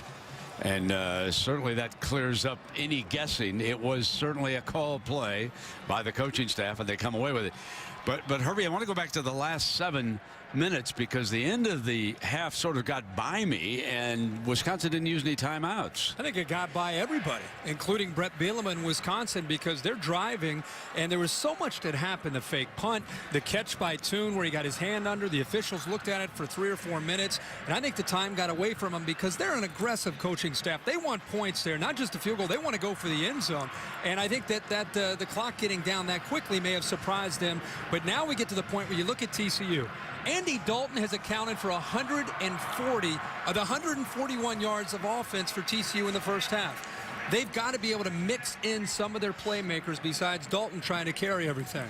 Herbie, let's go now to the Home Depot coaching adjustments. Well, and Dalton did a great job of, in the first few drives, getting the ball thrown underneath and trying to make this Wisconsin defense appreciate that. And once he got him to respect that aspect, that's where they got the pump and go, the double move to Bart Johnson for the touchdown. So that's something I think Dalton will continue to do. And you think about what Andy Dalton has done, 41-7 as a starter. He's got great leadership, but right now not only is he throwing the football, he also has 7 carries tonight, which leads this team. As we take a look at the comparison between our two quarterbacks, Tolzien 8 of 12 for 106 and Dalton 7 of 10 for 109. Herbie, of course, pointed out that rushing difference down there. I do want to point out one thing, Herbie. The Badgers have had the ball for 21 minutes and 28 seconds to 8:32 for TCU. And the big issue here for Gary Patterson is his defense. They've made some adjustments and they played much better at defending the run with their linebackers and safeties. But it's a 4-quarter game, and those big bodies start to lean on you. You wonder how they'll hold up, and does fatigue become an issue in the second half for Gary and his defense? TCU won the toss and deferred, so they will receive the ball to start the second half. And that means that Jeremy Curley and Welsh has done a very good job of pinning Curley to the sideline. Yes. Once on the right, once on the left over here. Now our lead has changed hands 3 times, and we've got a 1-point game as we get ready to start the second half. And boy, Herbie, I really think you put your finger on it. How will TCU hold up when we get into that fourth quarter with that huge offensive line banging on them? TCU only 18 offensive plays in the first half.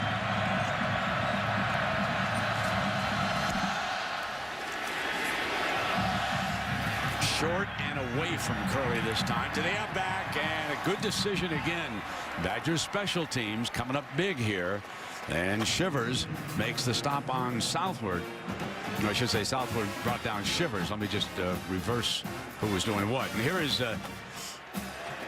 the Horned Frogs, 8 yards in the second quarter. And a lot of that had to do with, in 3 plays, Wisconsin controlled the football. Their last 2 drives, Wisconsin had a 12-play drive, which resulted in a missed field goal, and then a 13-play drive to end the half. Of course, they hit the field goal to get it to 14-13, but Andy Dalton hadn't been out there much since the first quarter. And Ed Wesley's carried the ball only once. He's in that backfield, and there was movement. Watt says he was pulled off. So that would be a false start and costly to TCU to start the second half. Before the snap, false start, number 84 on the offense, 5-yard penalty, remains first down. Evan Frosch, the tight end. It's exactly how Gary Patterson did not want to start this second half in a 1-point game.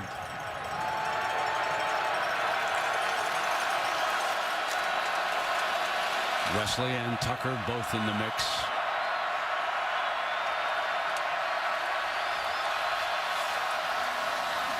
And they give it to Curley. And the Badgers certainly not fooled by that formation or the presence of 85 in that backfield.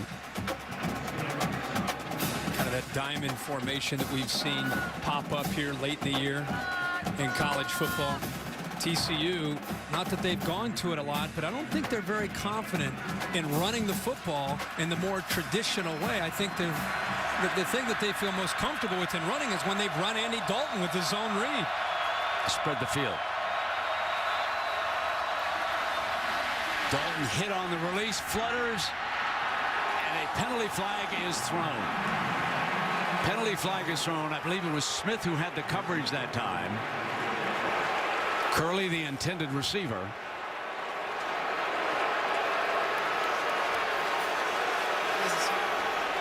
And Bielema saying it's not catchable over there. Should pick this flag up. Pass interference, number 10 on the defense, 15-yard penalty from the previous spot, automatic first down. Devin Smith, and here it is. I think the reason Devin Smith is frustrated is Curley, in trying to adjust to where the ball was thrown, actually went into Devin Smith. I think that's the reason that Smith is frustrated, because he felt Curley came into him. Dalton got hit right as he released the ball by Hemer. But anytime there is contact like that and it's in question, it's always going to go on the defense. First down and 10. Ball just across the 40.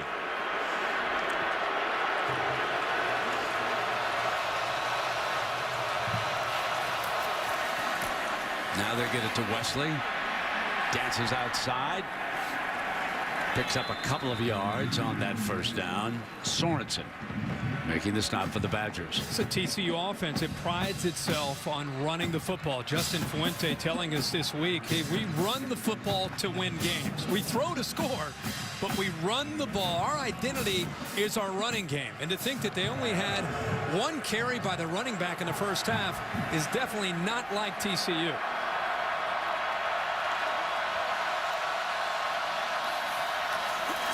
Dalton from the pocket has another first down, and breaking free, Wesley, the running back. His biggest play of the game, and it comes on a reception And it sets TCU up with a 33-yard gain. And this is a form of the running game. You get Wesley flanked out, and you get him matched up against a linebacker in space. This is what TCU wanted to do all along. Can Mike Taylor make a play? Can Blake Sorensen make a play out in space? Because if you give Wesley the football against a linebacker and he builds up momentum, he's going to be able to run through some tackles and shake and bake and get around people. He also got outside of Niles Brinkley. Tucker now the running back. The ball at the Badgers 25. Dalton adjusts his wide receiver. Looks for that quick flare out there. Got it. First down. Jimmy Young. Signaled to him, moved him in a little bit closer, then threw it to him for the first down. There's the experience of Andy Dalton taking advantage of a soft corner up at the top. He sees that pre-snap. He sees that the corner is way off the line of scrimmage, Pinellas, and he says, this is like pitch and catch. We do this in practice. I'm a 4-year starter. I'll take this, and I'll take an easy first down. First down across the 15. From the pistol.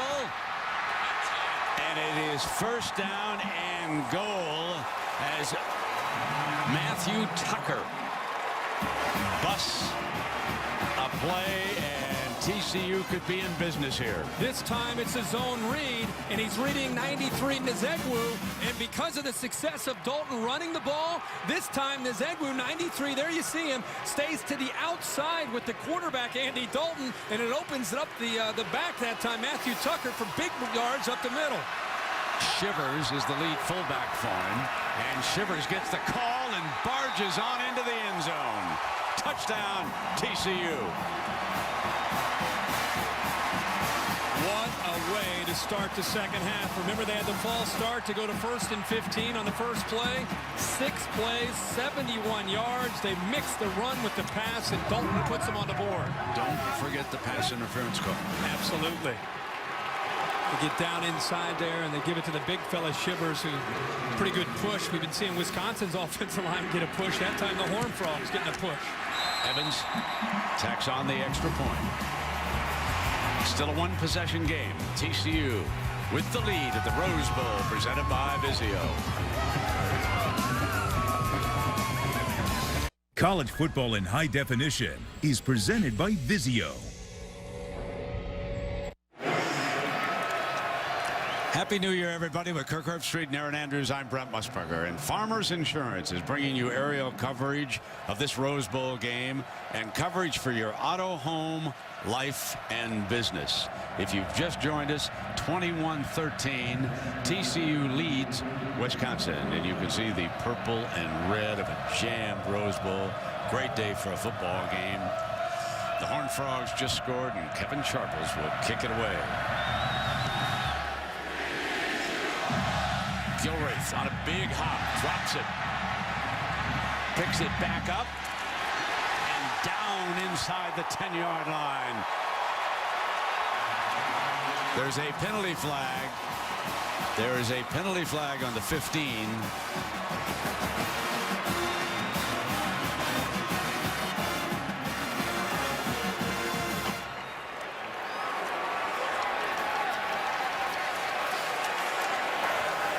During the return, illegal block in the back, number 17 on the receiving team.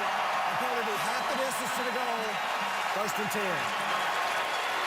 That really backs the Badgers up. When you come back, they will have the ball inside the 5-yard line, trailing 21-13.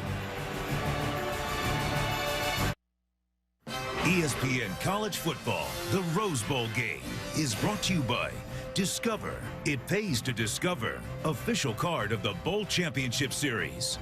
The new 2011 Ford F-150. Built Ford tough. And the Touchdown Big Box. Only at Taco Bell. And just as soon as we're finished here in Pasadena, we're going to be sending you down to the desert. The Tostitos Fiesta Bowl, Oklahoma and Connecticut. Another BCS game set to unfold. And now the Badgers backed up. Monty Ball is the running back. Ball with 101 yards rushing here today gets the first call, adds to it. Picks his way to the 10th. And Herbie, let's take a look at today's good hands play brought to you by Allstate.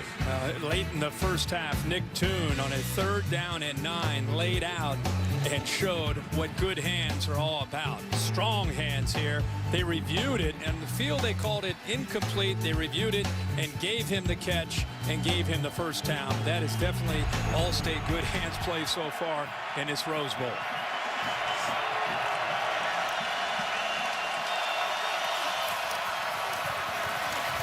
Hammering away with Ball, who picks up the first down. But this is going to be a great battle here with Wisconsin backed up deep in their own territory. They're down. They need an answer. TCU really crowding the line of scrimmage against a two tight end set look of Wisconsin. They've got 9 guys, almost 10 guys up close to the line of scrimmage. So the Wisconsin offensive line and the running game against this athletic defense, and a defense that's made some pretty good adjustments against that running game these last few series.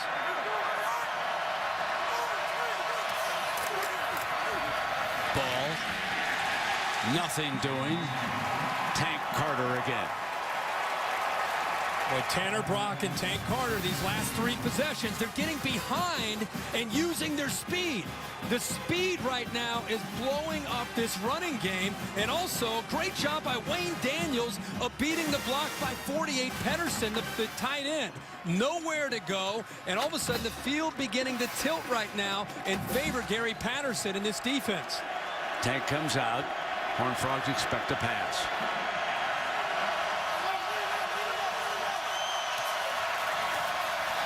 Tolzien. Toon, first down. So they go back to Nick Toon, and he came back to the ball like a good receiver, like his daddy did. Yeah, you and I are seeing the same thing. This is textbook on how to come back to the football, come back to your quarterback. You come downhill, you secure the football, and then you use your athletic ability to pick up the first down. He knew exactly where he was. He shakes Cuba's tackle attempt and then gets across that first down marker to pick up a much-needed first down for the Badgers. Al Toon, longtime star in the National Football League after graduating from Wisconsin. First down and 10. Tolzien again has great time, and this time he comes back to him. Right time to call it, Brent. You talked about it at the break. Got to get the ball back to Nick Toon in these last 2 plays. That's exactly what Scott Tolzien has done. He recognized one-on-one coverage, and that's the beauty of calling play action on 1st and 10. You get one-on-one coverage, you go against the best defensive back, best corner of TCU and Jason Teague, and Nick Toon again with those great hands secures that football. 18 yards for Toon. Taking a quick break.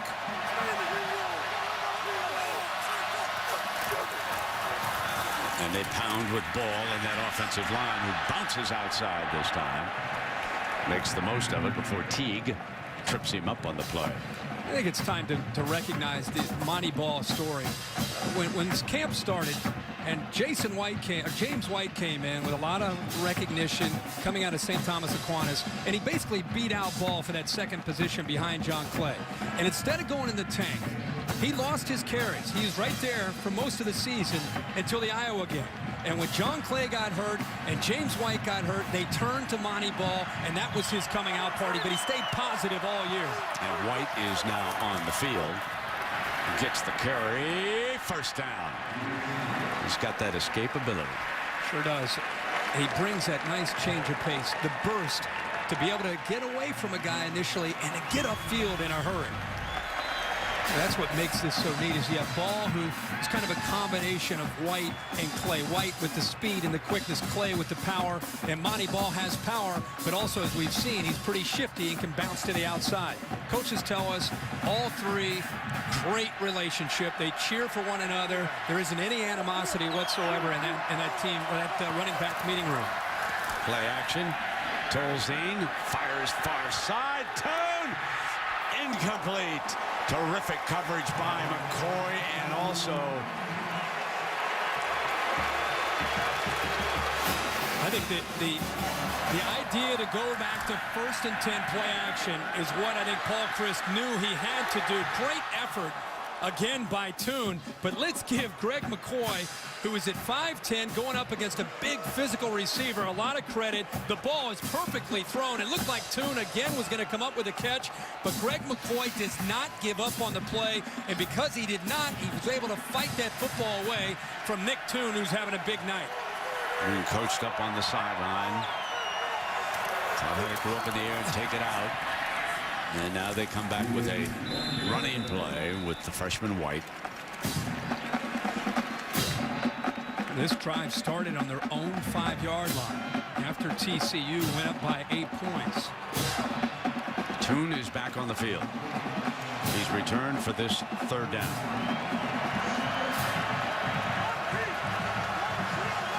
Start getting on these long drives. You talk about fatigue. TCU used to forcing teams 3 and out. Again, how do they hold up here in these longer drives in this second half? Kendricks standing up on the left side of the formation. He's number 84. Oh, man, you know who that was? That was the tank, baby.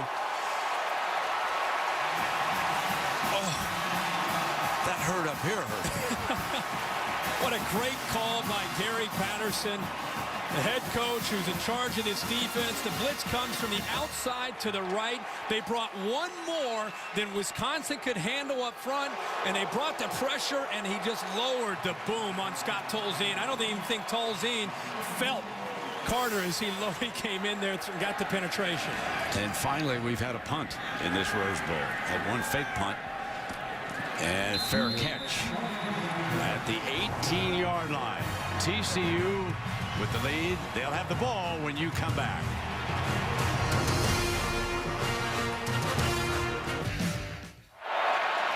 TCU with the football. Ed Wesley is the running back. Horned Frogs lead it 21-13. 6.5 minutes left in quarter number 3.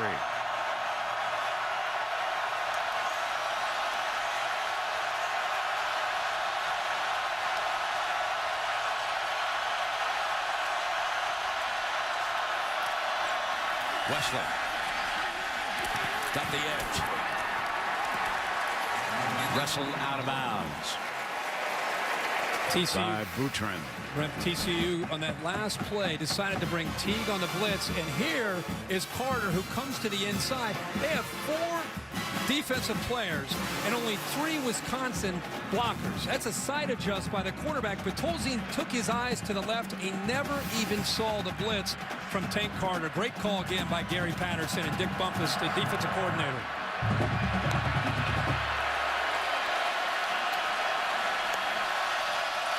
Second and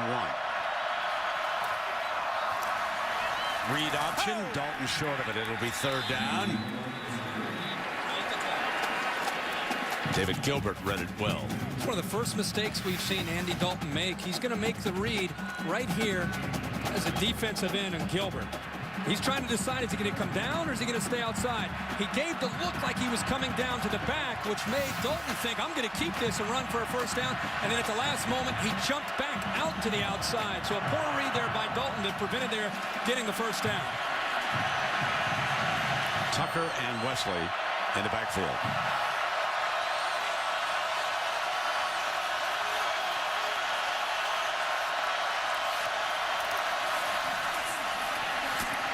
First down, TCU, I believe.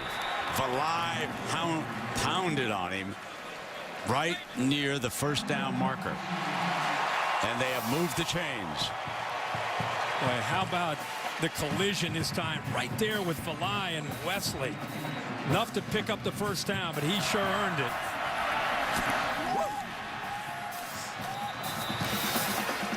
That's Valai. That's what he's known for over the years as a safety for this Patrick defense. He's a senior, and he is out of the state of Texas, playing against TCU. You know, it's interesting in talking to the TCU coaches, Herbie, and consider this for a minute, folks. They thought LaMichael James, a great running back at Oregon, was coming to TCU. And then the day before, he decided... Before the snap, number 88 in the neutral zone, lined up. That'll be a 5-yard penalty, remains first down. Consider this TCU team with LaMichael James as one of the running backs. Wow. But then the day before, you had to commit he decided that he would go up to Eugene, and of course the Ducks are very happy about that, and so too is LaMichael. Yeah. Having a great career. And so we'll is see Ed him. Wesley.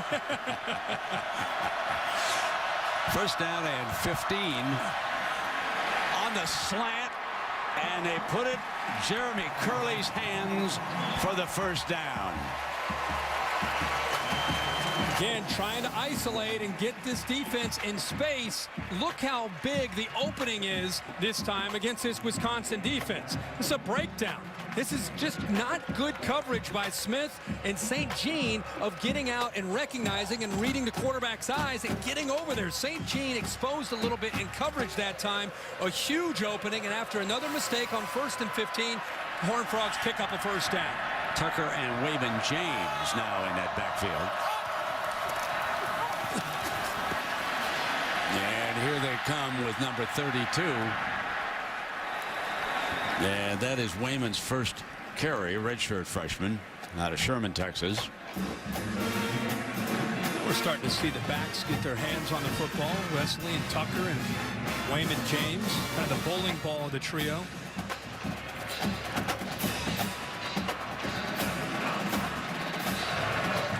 Second down and long. James stays on the field.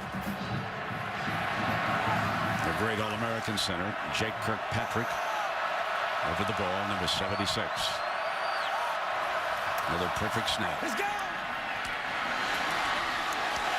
Young, first down, terrific effort.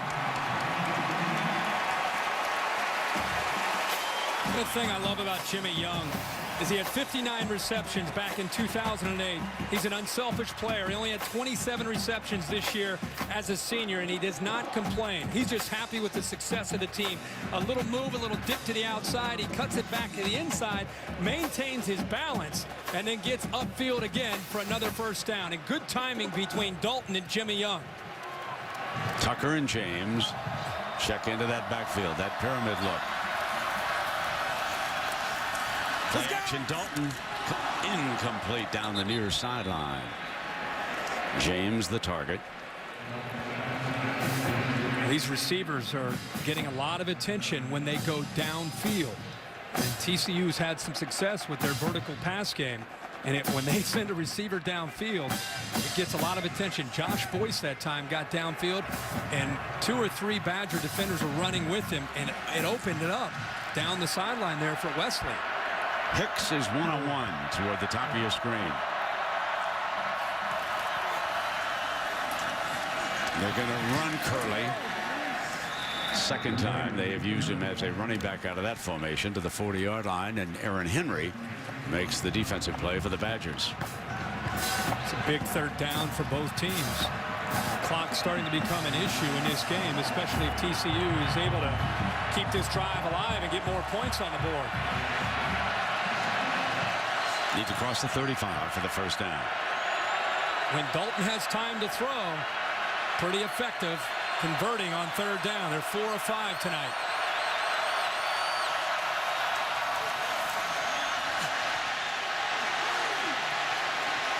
There are penalty flags galore.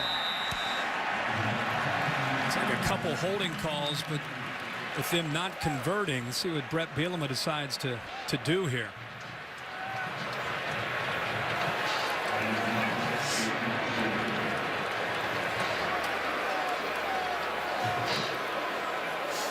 He's going to decline it. Bring up a fourth down. Holding, number 61 on the offense. That penalty is declined. It'll be fourth down. Well, you know, J.J. Watt's going to be a factor. This is a matchup a lot of people wanted to see. This is where Watts really changed. Cannon gets beat, and he said, "You may have gotten me that time, but I'm taking a piece of your jersey with me." Officials obviously catch that. That's a nice move. That's where J.J. Watt's taking his game to the next level. Patterson going to play a little field position. He has Kelton on the field. Hang it up in the air. And it is going to be close. If they did not cross the goal line, it's going to be down inside the 5, and the officials down there are signaling that he was not stepping on the goal line.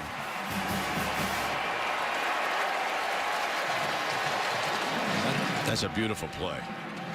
That is some great play. Wow. Chris Gardner on the special team, all over it.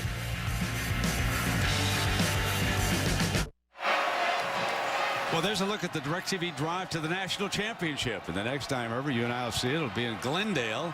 We'll be there for the BCS National Championship, Auburn, Oregon, on January 10th.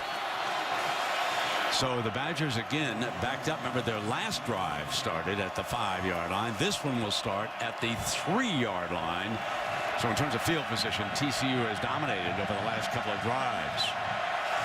Badgers did get out in good fashion the last time. Ball is the running back. Play action. They're going to throw on first down.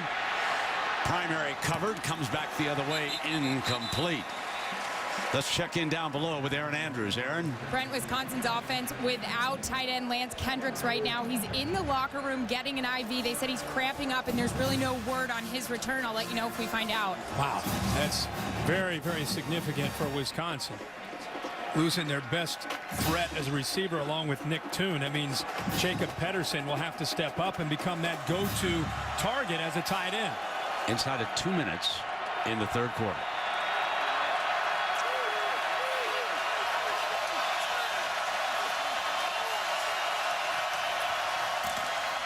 The run ball. Fine looking running back here today. 119 yards he has rushed for in 18 carries. Just really impressed with TCU and the way these players understand Gary Patterson's defense. I mean, as soon as Wisconsin either motions or moves a tight end from one side to the other, everybody's on the same page. There's no miscommunication. They're locked in exactly to what Gary Patterson wants to do as a unit. 3rd and 6.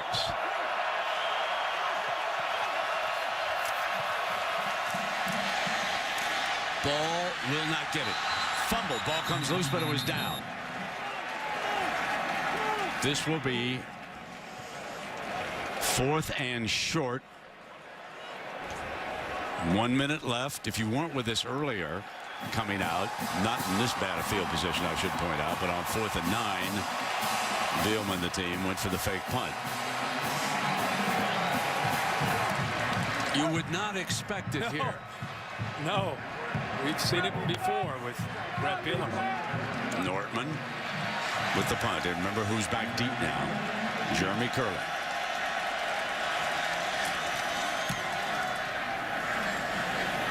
Here's Curley. Fair catch. Good decision by the young man on the 38-yard line. TCU starting to hand out some punishment. The recipient is the quarterback, Scott Tolzien.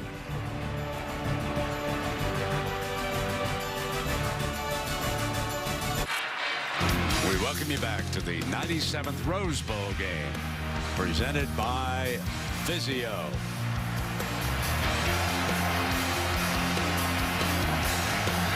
TCU with the lead and the football. 1st and 10, final 20 seconds of quarter number 3. James, and here's the option look. Short side, and James comes down that sideline toward the first down spot.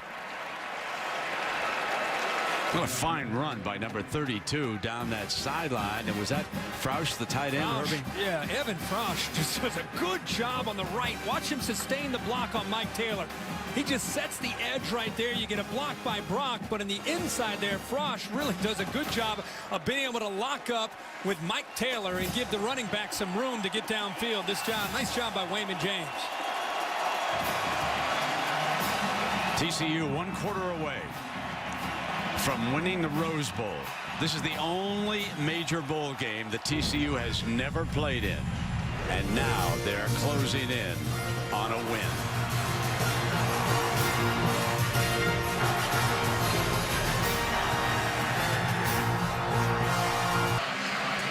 The newest members of the Hall of Fame, Brad Buddy, USC on the left, Leroy Keys, Purdue on the right, and there is Hayden Fry out of the state of Texas, and he was a legend at Iowa as their head coach. Brett Bielema a walk-on, gave him a scholarship, then a GA, then a full-time job as a coach, and then, of course, Hayden walked off into the sunset. Looked like he rode in today with James Garner, didn't he? So it's first down and 10 now for TCU. And here's Curley picking up the first down as Dalton put it in his hands. Let's make this Wisconsin defense continue to have to play in space. TCU is really doing a good job of mixing up their play calling, and against soft coverage, it's exactly what they want, to get Curley the football, because once he makes the catch, he's more dangerous with the football in his hands after the catch, just like he does on punt returns and kick returns. He gets upfield in a hurry for another first down. Boy, Justin Fuente mixing up the play calling, the formations, really just keeping Wisconsin off balance on defense. You can see that they put Curley in that pyramid look in the backfield. Play is stopped before it goes. Herbie Curley has caught 4 passes for 40. Young 5 for 57. Boyce 1 for 44. And Wesley out of the backfield 1 for 33. Before the snap, false start, number 61 on the offense, 5-yard penalty, remains first down. Marcus Cannon, the left tackle. We talked about how would TCU's defense hold up, and would fatigue become an issue in the second half. There has not been any sign of that for Gary Patterson's group. If anything, they seem to be getting stronger on defense. If any defense is having more of an issue with fatigue, it might be Wisconsin. First and 15. A little bit behind the receiver and goes incomplete on that particular play. You know, you look at Gary Patterson over there on the sideline. I mean, he works up a sweat before the ball is in the air on the opening kickoff. 50 years old, folks. He's out of Roselle, Kansas. That's a no-stoplight town. And for 2 decades, he was a very lowly paid assistant coach. UC Davis and Cal Lutheran were 2 of his stops. And then he got his opportunity at TCU. Been there 10 years, and he's done a remarkable job with this program. 2nd and 15. Pistol look. Option, Dalton pitches it back to the running back Tucker, and the Badgers jump it. It's an outstanding job by J.J. Watt against a pistol right here. They're going to option him. He's going to slow play it and then eventually make the play after the pitch. It's a great job of playing the quarterback and then coming off of the quarterback and still having the speed out in space to chase down Matthew Tucker and set up this 3rd and long for TCU. They are 4 of 6. They've converted a couple of 3rd and 10s, but this one needs 14. Dalton's back. Steps up against the pressure, fires for it, and almost intercepted. Almost picked off by Connor O'Neill. Tremendous effort and a good job of buying enough time there by Andy Dalton. He stepped up into the pocket.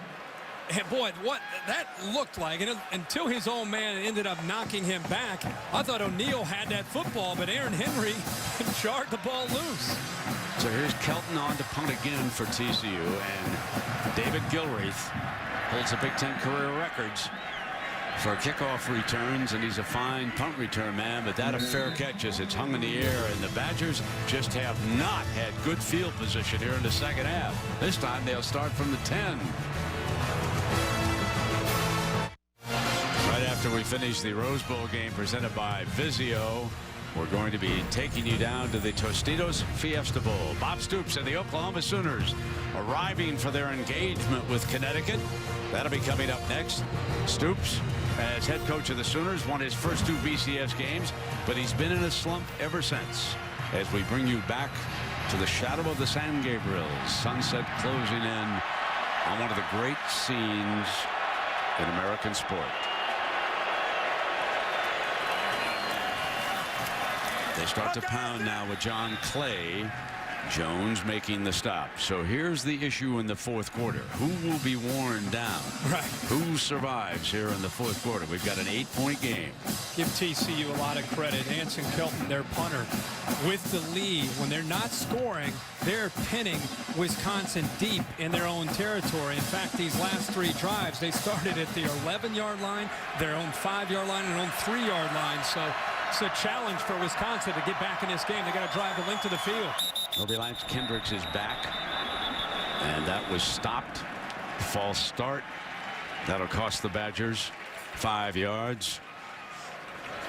About a half dozen penalties against Wisconsin here today. Before the snap, false start, number 74 on the offense, 5-yard penalty. It'll be second down. That's Sean Moffitt, their outstanding left guard. Still 12.5 minutes to go in this game, and I know Wisconsin had some success early in this game, and in the second half they've not been able to get any rhythm going. Paul Chryst, the offensive coordinator from Wisconsin, it's going to be interesting to see when does he start to get more aggressive with the play calling, and when does he still rely on that running game to move the football. I think it's going to be a little bit of a balancing act for Paul Chryst. TCU shows pressure. They've got Tolzien, steps away from it. And then the tank unloads. Let's take a look of our DirecTV Ultimate Picture Cam, and again, it's the pressure. This time Jones is going to come from here. They bring him on the inside. They're mixing up their looks. They're creating confusion. This time both backs weren't real sure. Clay looked at it and thought, do I have him? Also, the fullback Ewing wasn't sure if he had him. And because of that indecision, Jones, who's had a heck of a football game tonight, was able to get enough pressure on Tolzien to make him abort and try to pick up yards with a scramble. Ball back in as the running back. 3rd and 10 for Wisconsin. First down. Strikes in the middle of the field to David Gilreath. Great job. Gilreath is the 3rd down receiver in this Wisconsin offense. Perfect job of sitting in the hole of the zone defense of TCU. TCU's put so much pressure on Tolzien all night, especially on 3rd down. That time he had time to throw, and Gilreath just sat right between the linebackers, Brock and Carter, and picked up the first down.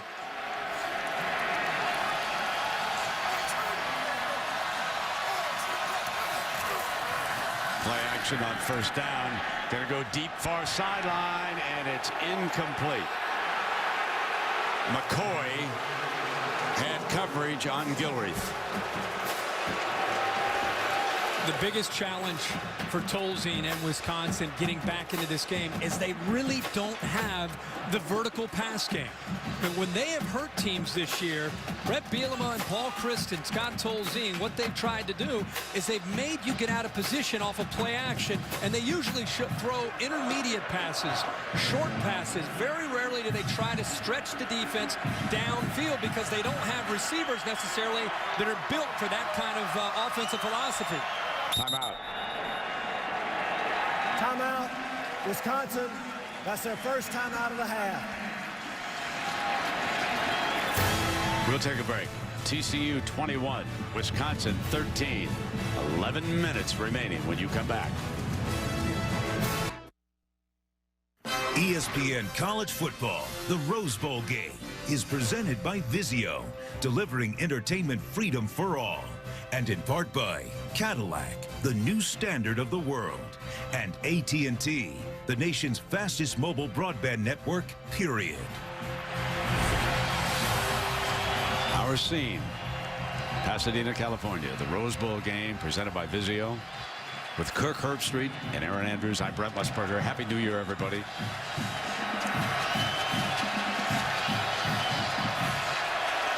Second down and 10 for the Badgers after the first timeout of the game. Tolzien has time, incomplete. TJ Johnson again, that time on Kendricks. Wisconsin is throwing the football so much to the middle. Something to keep in mind for Scott Tolzien, a simple little flare-out pass, but the coverage is all being squeezed into the middle. Everybody is concerned about Kendricks and Tune because of the success off of play action where they like to throw the ball behind the linebackers. Paul Chryst might want to think about trying to attack a little bit more on the perimeter where the coverage is much softer. 3rd and 10. Tolzien deflected, incomplete. Badgers forced to punt after Wayne Daniels deflects the forward pass. You know, Wayne Daniels was fired up coming into this game, and he has done a good job this year stepping up for Jerry Hughes. Now, he didn't necessarily rush the passer. He just was kind of a spy, watching Scott Tolzien, being a great athlete, gets up into the air and knocks that football down.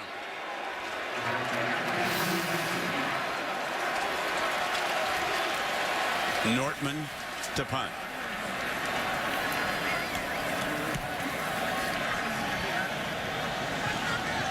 Curly fair catches it at the 30-yard line. 10:44 to go in the Rose Bowl. TCU with the lead and the football when you come back. We're going to take a look at today's Taco Bell touchdown spotlight. TCU fell behind 3-0 on the Badgers' opening drive. This was their first drive, Herbie. Yeah, they caught Wisconsin napping. Curley going to the tunnel screen, and Bart Johnson gets right behind Aaron Henry for a touchdown, a double move, and it really set the tempo for Andy Dalton. Dalton, sort of a busted play. Tucker is his running back. Wesley has come off with an injury, and they have kept his helmet away from him down on the sideline, and we'll keep an eye as to whether or not he returns here into that backfield. But there is Wesley. He wanted to go back on the field after he was shaken up. 2nd down and 13. Empty backfield. TCU spreads the field. Slip screen, Curley to the 32-yard line, and this will be 3rd down and long. If you're a TCU fan, you're up by 8. You're looking at the clock now, under 10 minutes. You're in the Rose Bowl. There's been so much talk about TCU wanting to prove to the world that they belong in this kind of game. Andy Dalton is the key here in the final 9.5 minutes to go. Continue to manage this game, make good decisions, put his offense in a position, if it's not there, throw it away and punt the football. He's got to continue to manage the football game. James is the running back alongside Dalton. Fires for the first down and moves the chains. Andy Dalton, the senior quarterback, just an outstanding young man, and Herbie, a pretty good thrower. How about J.J. Watt? Moves from the outside to the inside, and because of Dalton's quick decision, he's able to get rid of the football and be able to, again, find a receiver that's not getting tested at all off the line of scrimmage. Curley and Young both are able to get off the line of scrimmage, get into that soft spot of that zone, and sit down, and Dalton just throws it very simply for the first down. And it's still Tucker. It's the pistol. Tucker sort of tiptoed into the middle. 2nd down coming up. No turnovers tonight so far for TCU. That goes back to Andy Dalton, the decision-making, managing the game, being in control. Who else would you want maybe outside of Kellen Moore or Andrew Luck in all of college football? And Andy Dalton 41-7 as a starting quarterback.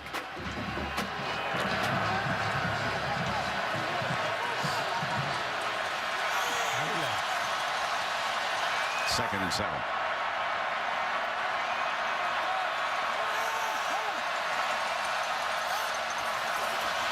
Dalton. Complete and out of bounds. Hicks. Start looking at these 3rd down opportunities for TCU's offense and Wisconsin's defense with the 8-point lead. It's not just trying to get a first down. It's getting a new set of downs. It's affecting field position. It's affecting the clock. All these things. Every time Brett Bielema's defense allows TCU to get a first down late in this game, it's a big-time loss for Wisconsin because of that clock and because of the field position.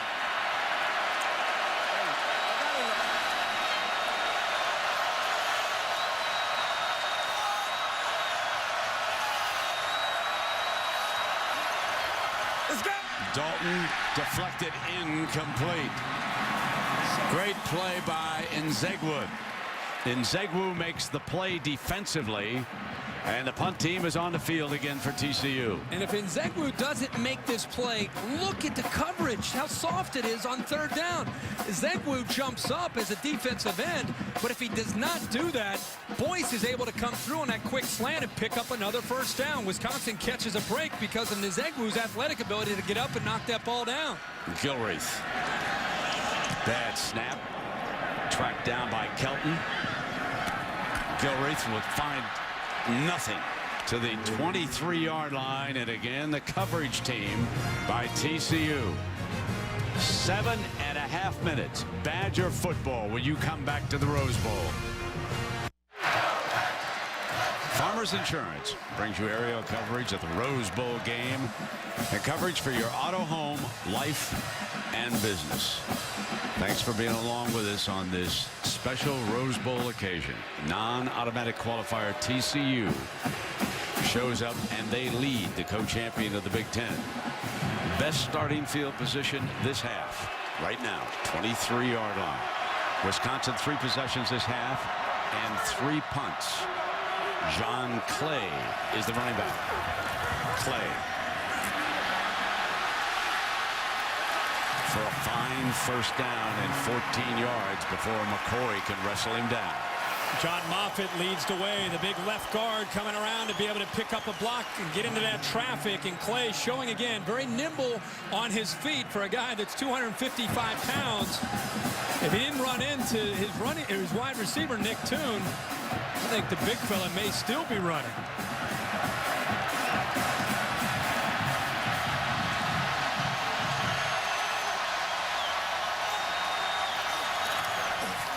Clay again. Bust free. Brought down close to the 30-yard line. T.J. Johnson comes with Clay. It's a counter play that Kendricks this time comes in motion, and then he comes back, picks up a great block off the defensive end, and John Clay running very determined here in a a drive that is obviously in a must-scoring mode for Wisconsin. Not quite the speed to pull it away, but definitely showing some pretty good acceleration for the big fella. 30 more rushing yards, and now Burrow checks in. Timeout. Tolzien just used their second timeout of this half. Wisconsin, that's their second timeout of the half. And that leaves them with only one now. When you come back, 6.5 minutes. It's a one-possession game. 21-13, TCU. 6.5 minutes left in the Rose Bowl game, presented by Vizio, and Wisconsin mounting its best drive of the second half. They have come with the hammer. Big John Clay, and his first 2 plays of this drive for 14 and 30 yards. Now they go back to Ball. Toss play to Ball. Nothing doing. Jammed up. Daniels is there defensively, number 96. Interesting to Paul Chryst continuing to rely on the strength. This time T.J. Johnson said enough of those last 2 plays. He forces the play back to the inside. How many times has Gary Patterson used the term this week with us? Leverage. This is leverage. Forcing a back to where his defenders are. Don't let him get to the outside where he has room to run. Make him go back to where those black jerseys are. Good job that time by T.J. Johnson. Second down. Badgers keep it on the ground. Hammer with Ball to the 30-yard line. This will bring up a 3rd and long, let's call it. Let's call it about 7 yards they're going to need here.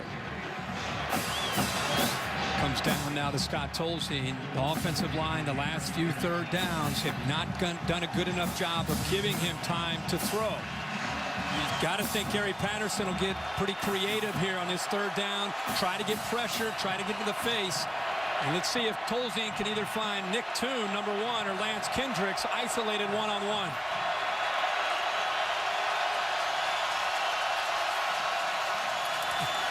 Tank Carter is picked up on the blitz, and it is complete. First down. And they get it in Kendricks' hands, and there's a penalty flag late. Thrown around the 18-yard line.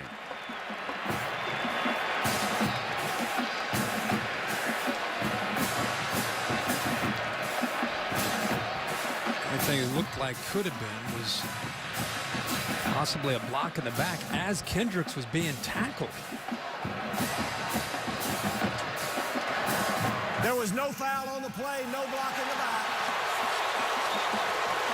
Well, right at the end, it happened right in front of Gary Patterson. He was very adamant, pointing backwards, thinking that it was a block in the back. Good job here on third down. They gave him just enough time. He finds Kendricks. Now watch Kendricks break the play here. And then right at the end of the play, Gilreath just gives a little bit of a push there and trying to be able to make the play. And they must have determined that maybe Kendricks was on his way down or down before Gilreath blocked Jones in the back. Badgers' first pass of the drive. Clay back on the field. And a big first down run for the Badgers. This is a huge factor, Brent, and this is a huge factor. Closing in on 4 minutes. 1 timeout because Tolzien's been forced to use 2 of his timeouts. Taking their time, still running the football, and that's great if they're able to score a touchdown and go for 2 and tie the game up.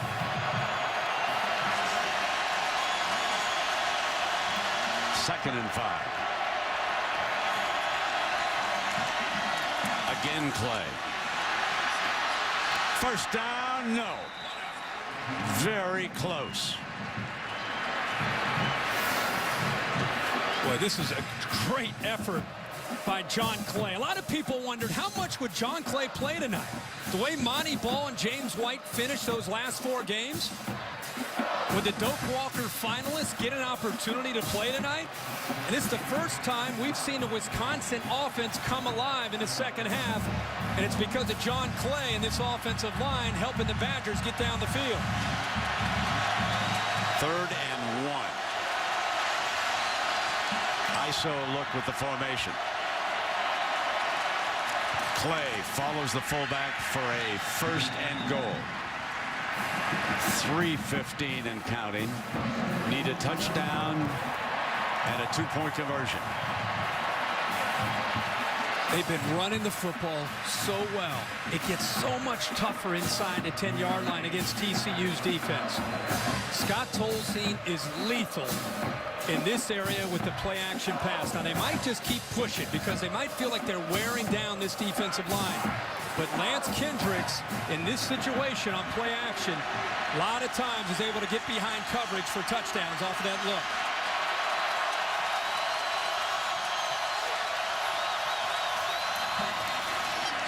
Clay across the 5, 2nd and goal. The way this clock continues to move with Wisconsin down to 1 timeout, got to get into the end zone, obviously. Got to get the 2-pointer. Try to get it to overtime. And if they do score and they don't get the 2-pointer, basically it's going to come down to an onside kick.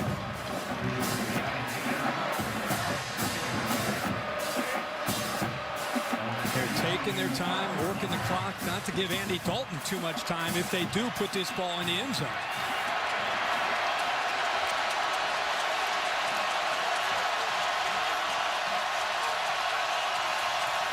Back with ball. Tries to get the edge, dives for the end zone, touchdown. 2 points away from a tie.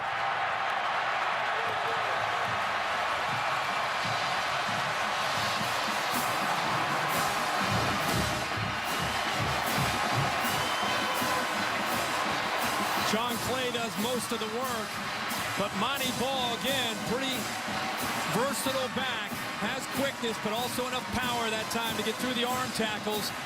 And that is only the second 10-play scoring drive that TCU's defense has allowed the entire season.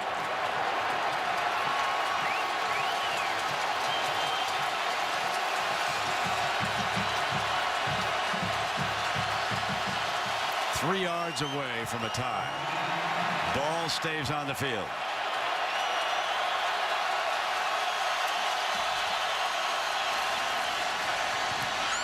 Deflected, and the onside kick is the only hope for the Badgers. Tank Carter makes the play defensively. It's the play of the game. How fitting for Carter, who's has had a great season for this Horned Frog defense and a great game to read the play, realize they're going underneath, jump up, and knock that ball down.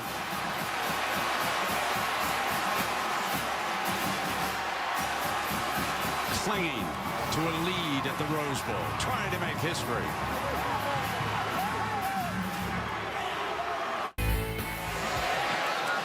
Welcome back to one of the most important onside kicks in the history of the Rose Bowl. It is 21-19, full 2 minutes to go.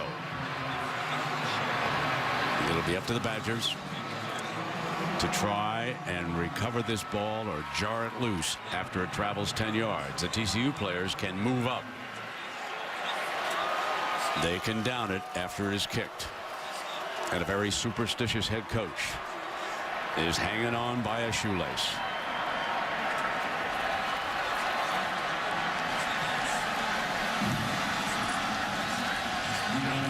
Here we go. Up in the air and caught in the air and down by Bart Johnson. TCU football. Wisconsin with 1 timeout left. 1:59. And the Horned Frogs are near victory. You got one of your hands team. You got one of your best receivers. Ball is kicked right to him. Secures that football and possibly secures the victory for TCU. Matthew Tucker, and there is the man who stopped the 2-point conversion. Tank Carter. Ball security. It'll be 2nd down and 10. Brett, let's go back to the 2-pointer because watch Jacob Pedersen, the tight end, who's right here uncovered, and watch Tank Carter get his hand up and knock that ball down. If he does not make that play, or if Tolzien's able to try to dump it up and over Carter, it's probably a tie game. But great instincts by Tank Carter to go up into the air and knock that ball down because Jacob Pedersen, the tight end, nobody picked him up. He was all alone. So the Badgers have used their final timeout, and we'll have 1:54 going. Just imagine the emotions of Gary Patterson, the TCU players, and all of their fans. I mean, this is for little guys everywhere. Non-automatic qualifier. They had to come the hard way. Unbeaten during the regular season, and here they are, closing in. And let's not forget that a lot of people thought at the end of the year, Wisconsin and that offense, if there was a playoff, that might be the team that would win a playoff. So they came into this Rose Bowl with a ton of momentum. One of the hottest teams in college football, and TCU and Gary Patterson had this team incredibly well prepared. Game started out with 24 points in the first quarter, but it settled down and became more of a defensive struggle. There's a handoff. They squirt through on the right side. Let us not forget way back. The one thing about going way back in a football game, you never know what would have happened afterwards if something had changed. But the Badgers did miss this field goal. It was a 39-yarder pulled to the left. Yeah. And right now, one of the differences in this game is that missed field goal with TCU leading it by 2. And also mismanagement of the clock at the end of the first half where they ended up settling for a field goal, but maybe could have had a touchdown. With all that said, 3rd and 4 with still 1:12 to go. Here's James. First down, and TCU is going to win the Rose Bowl. The victory formation is coming up. That's for the little guys everywhere. Gary Patterson and the Frogs, they had an edge to them in their preparation. They're clearing an idiot off the field right now. The umpire in his final game has just run him off. And now they'll get a little more security out onto the field.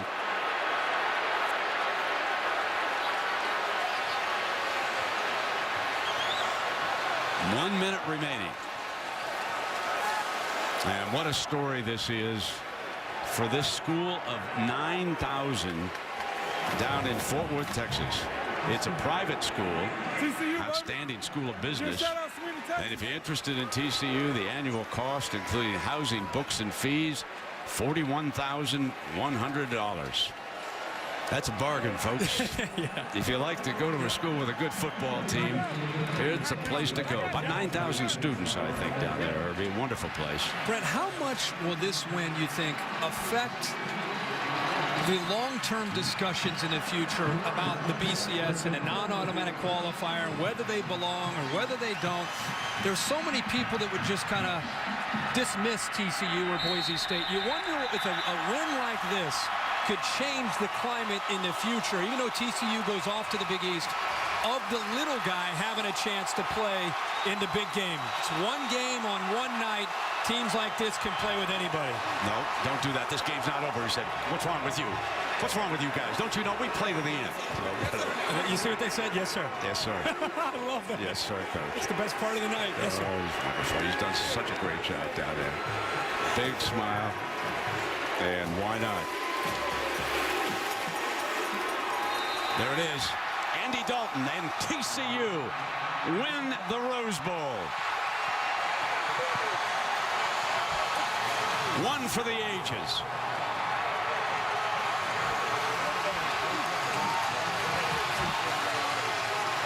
A failed two-point conversion is all that kept us from going to overtime. And there's the offensive hero of the game, Andy Dalton. And, of course, Tank Carter, the linebacker, the young man who broke his back in an automobile accident, took up football late and came in and made the play of his life. At the age of 10, he was a BMC champion, and now today he's a Rose Bowl champion. Let's go down. I said at the press conference what I said we won it. Well, I don't know. We just won the Rose Bowl. Yes, you did. Hey, there's been so much talk about if the little guys could hang with the big guys. You're getting very emotional now. What do you say to all those little guys? I mean, this is for everybody. I got texts from Boise State today. I got texts from all across the country. They'll win this for us. I won it for TCU first, but that's a good Wisconsin team. You got to give them a lot of credit. We just are able to hold on to it. I can't tell you how much I love my guys. Head coaches get all the credit. The bottom line is the players get it done. You know what you can tell me? Tell me what your emotions were when you saw the deflection and they were trying to go for 2 points to tie this thing up. Well, yeah, because we didn't have a safety cover the number 3 guy. We knocked it down so he was wide open. So it was oh my goodness. And then, yes, we just might have won the Rose Bowl. And finally, I have to ask you about Andy Dalton. You were worried he was going to put the weight on the world, try to come back from what happened last year in the Fiesta Bowl, put his performance in perspective. Well, I can't. He just won 44 ball games as a starter. I can't say enough about Andy Dalton and the rest of this football team. It's been my life here for 13 years. I started with nothing, and now we have everything. Gary, thank you. Congratulations. Thank you.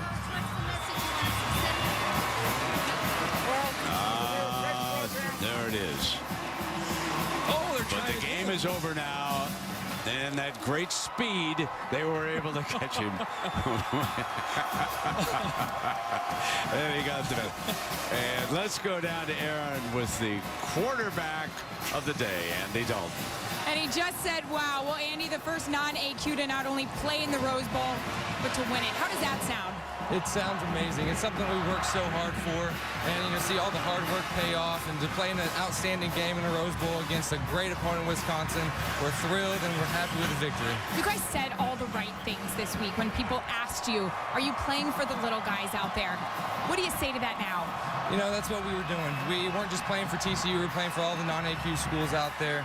And it's the attitude that we have. There's a verse in the Bible that says, in 1 Peter 5:6, it says, humble yourself, and under God's mighty hand, he will exalt you in due time. And that's what happened today. I have to ask you about your defense's performance. They really put Wisconsin out of rhythm in the second half. What did you see? They played outstanding. They made a few adjustments early on. They were running the ball pretty well on them.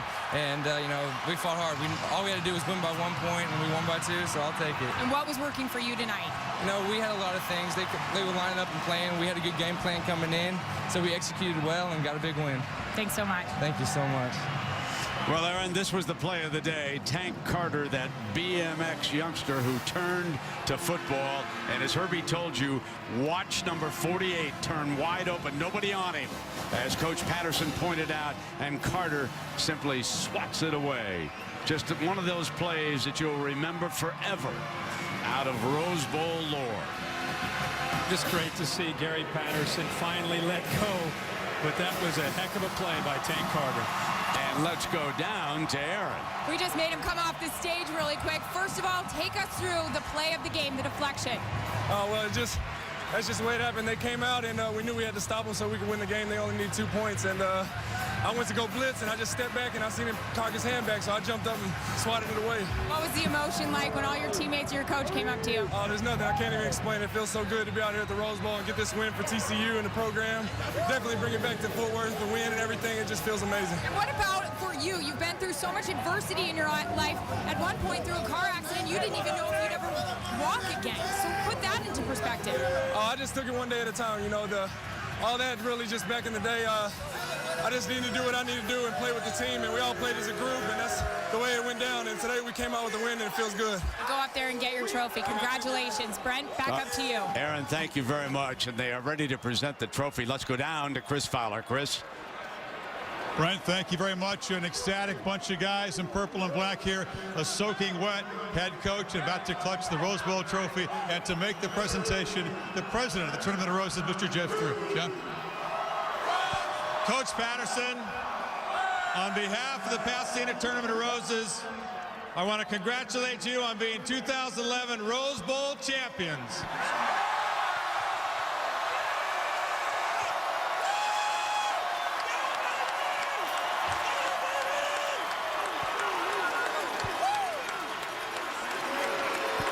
Gary, pass it off to your quarterback and explain what capping a perfect season with a Rose Bowl victory over Wisconsin means to your team. Well, I don't know if you could put it into words. Well, first off, I want to thank everybody that came here from TCU land. Second, what can you say about the quarterback in a senior class who just won 44 ball games in their career? I think that says it all. I love them. They're special, and they found a way to win again today. You knew Wisconsin had a powerful running game. At times today, they pushed you around, but you were able to make a stand just enough. Take us through that final play, the two-point conversion, when they're 3 yards away from perhaps forcing overtime. Well, you know what? We actually had a blitz called, and I actually said to the offensive staff before that, get your thoughts together. You're going to go down and score. We can't stop them here. And we came up with a great tip and found a way to conserve the wheel. But, I mean, it's like your life passes before your eyes. You can't even really say what you think about.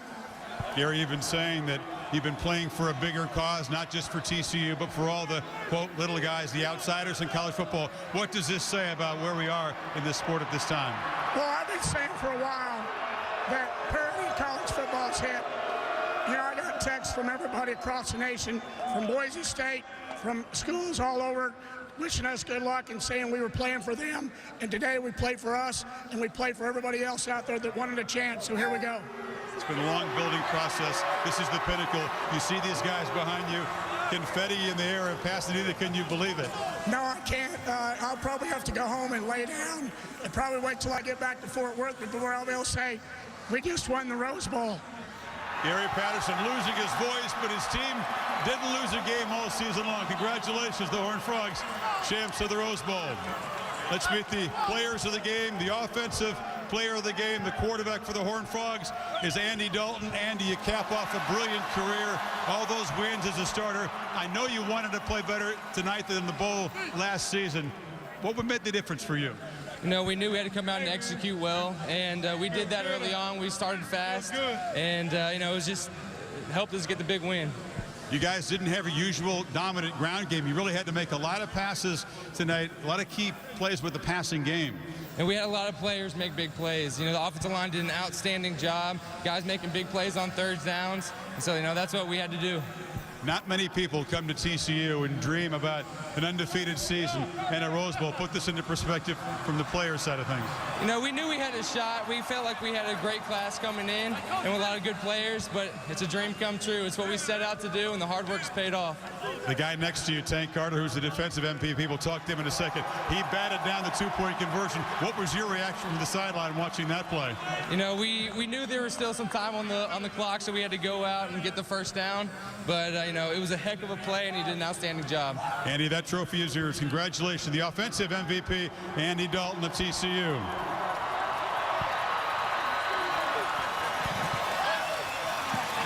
Let's slide around, talk to Tank Carter here. Linebacker, you were in the backfield, a couple of sacks, but the most important play of your career, reaching up, batting down the pass. Did you know the guy was wide open if you didn't make that play? No, I had no idea. I was coming in on blitz, and he stopped me and blocked me a little bit, so I seen him cock his arm back, and I just jumped up and swatted away. So it was in the right place at the right time, and it feels great. The challenge of facing this big, powerful offensive line, they thought they could wear you down to the fourth quarter. They almost did. You guys had just enough left. Yeah, they almost did, but we pulled it out at the end. It seems like we got a little bit better towards the end of the game, and TCU pulled it out. So, go Frogs. Tank Carter, defensive MVP. Andy Dalton, offensive MVP, as TCU caps a perfect season by winning the Rose Bowl. Brent, back up to you. Chris, thank you very much. Just a class performance. And following this game, we will go down to Arizona for the Tostitos Fiesta Bowl.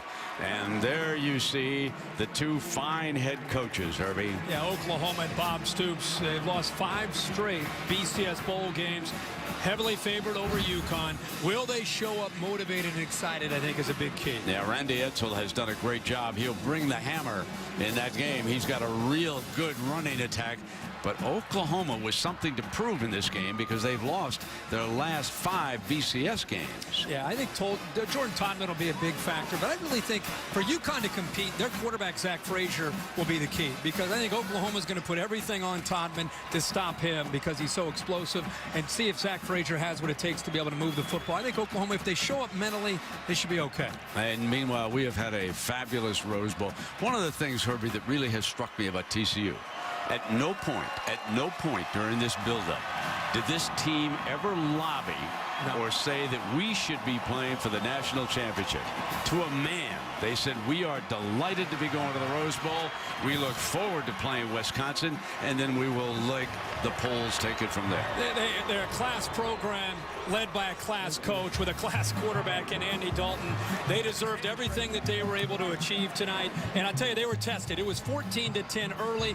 Both these offenses looked like it was going to be one of the highest scoring Rose Bowls we've had in years. Adjustments were made, and as Tank Carter said, we kind of settled down. And in the second half, outside of that long drive at the end of the game by Wisconsin, the Badgers really couldn't do anything offensively because of Carter and that defense. The way the game turned around, it is so fitting that it came down to one final defensive play by Tank Carter. And now the Rose Bowl trophy will head back to Fort Worth, Texas. The Rose Bowl game presented by Vizio and the Horned Frogs of TCU.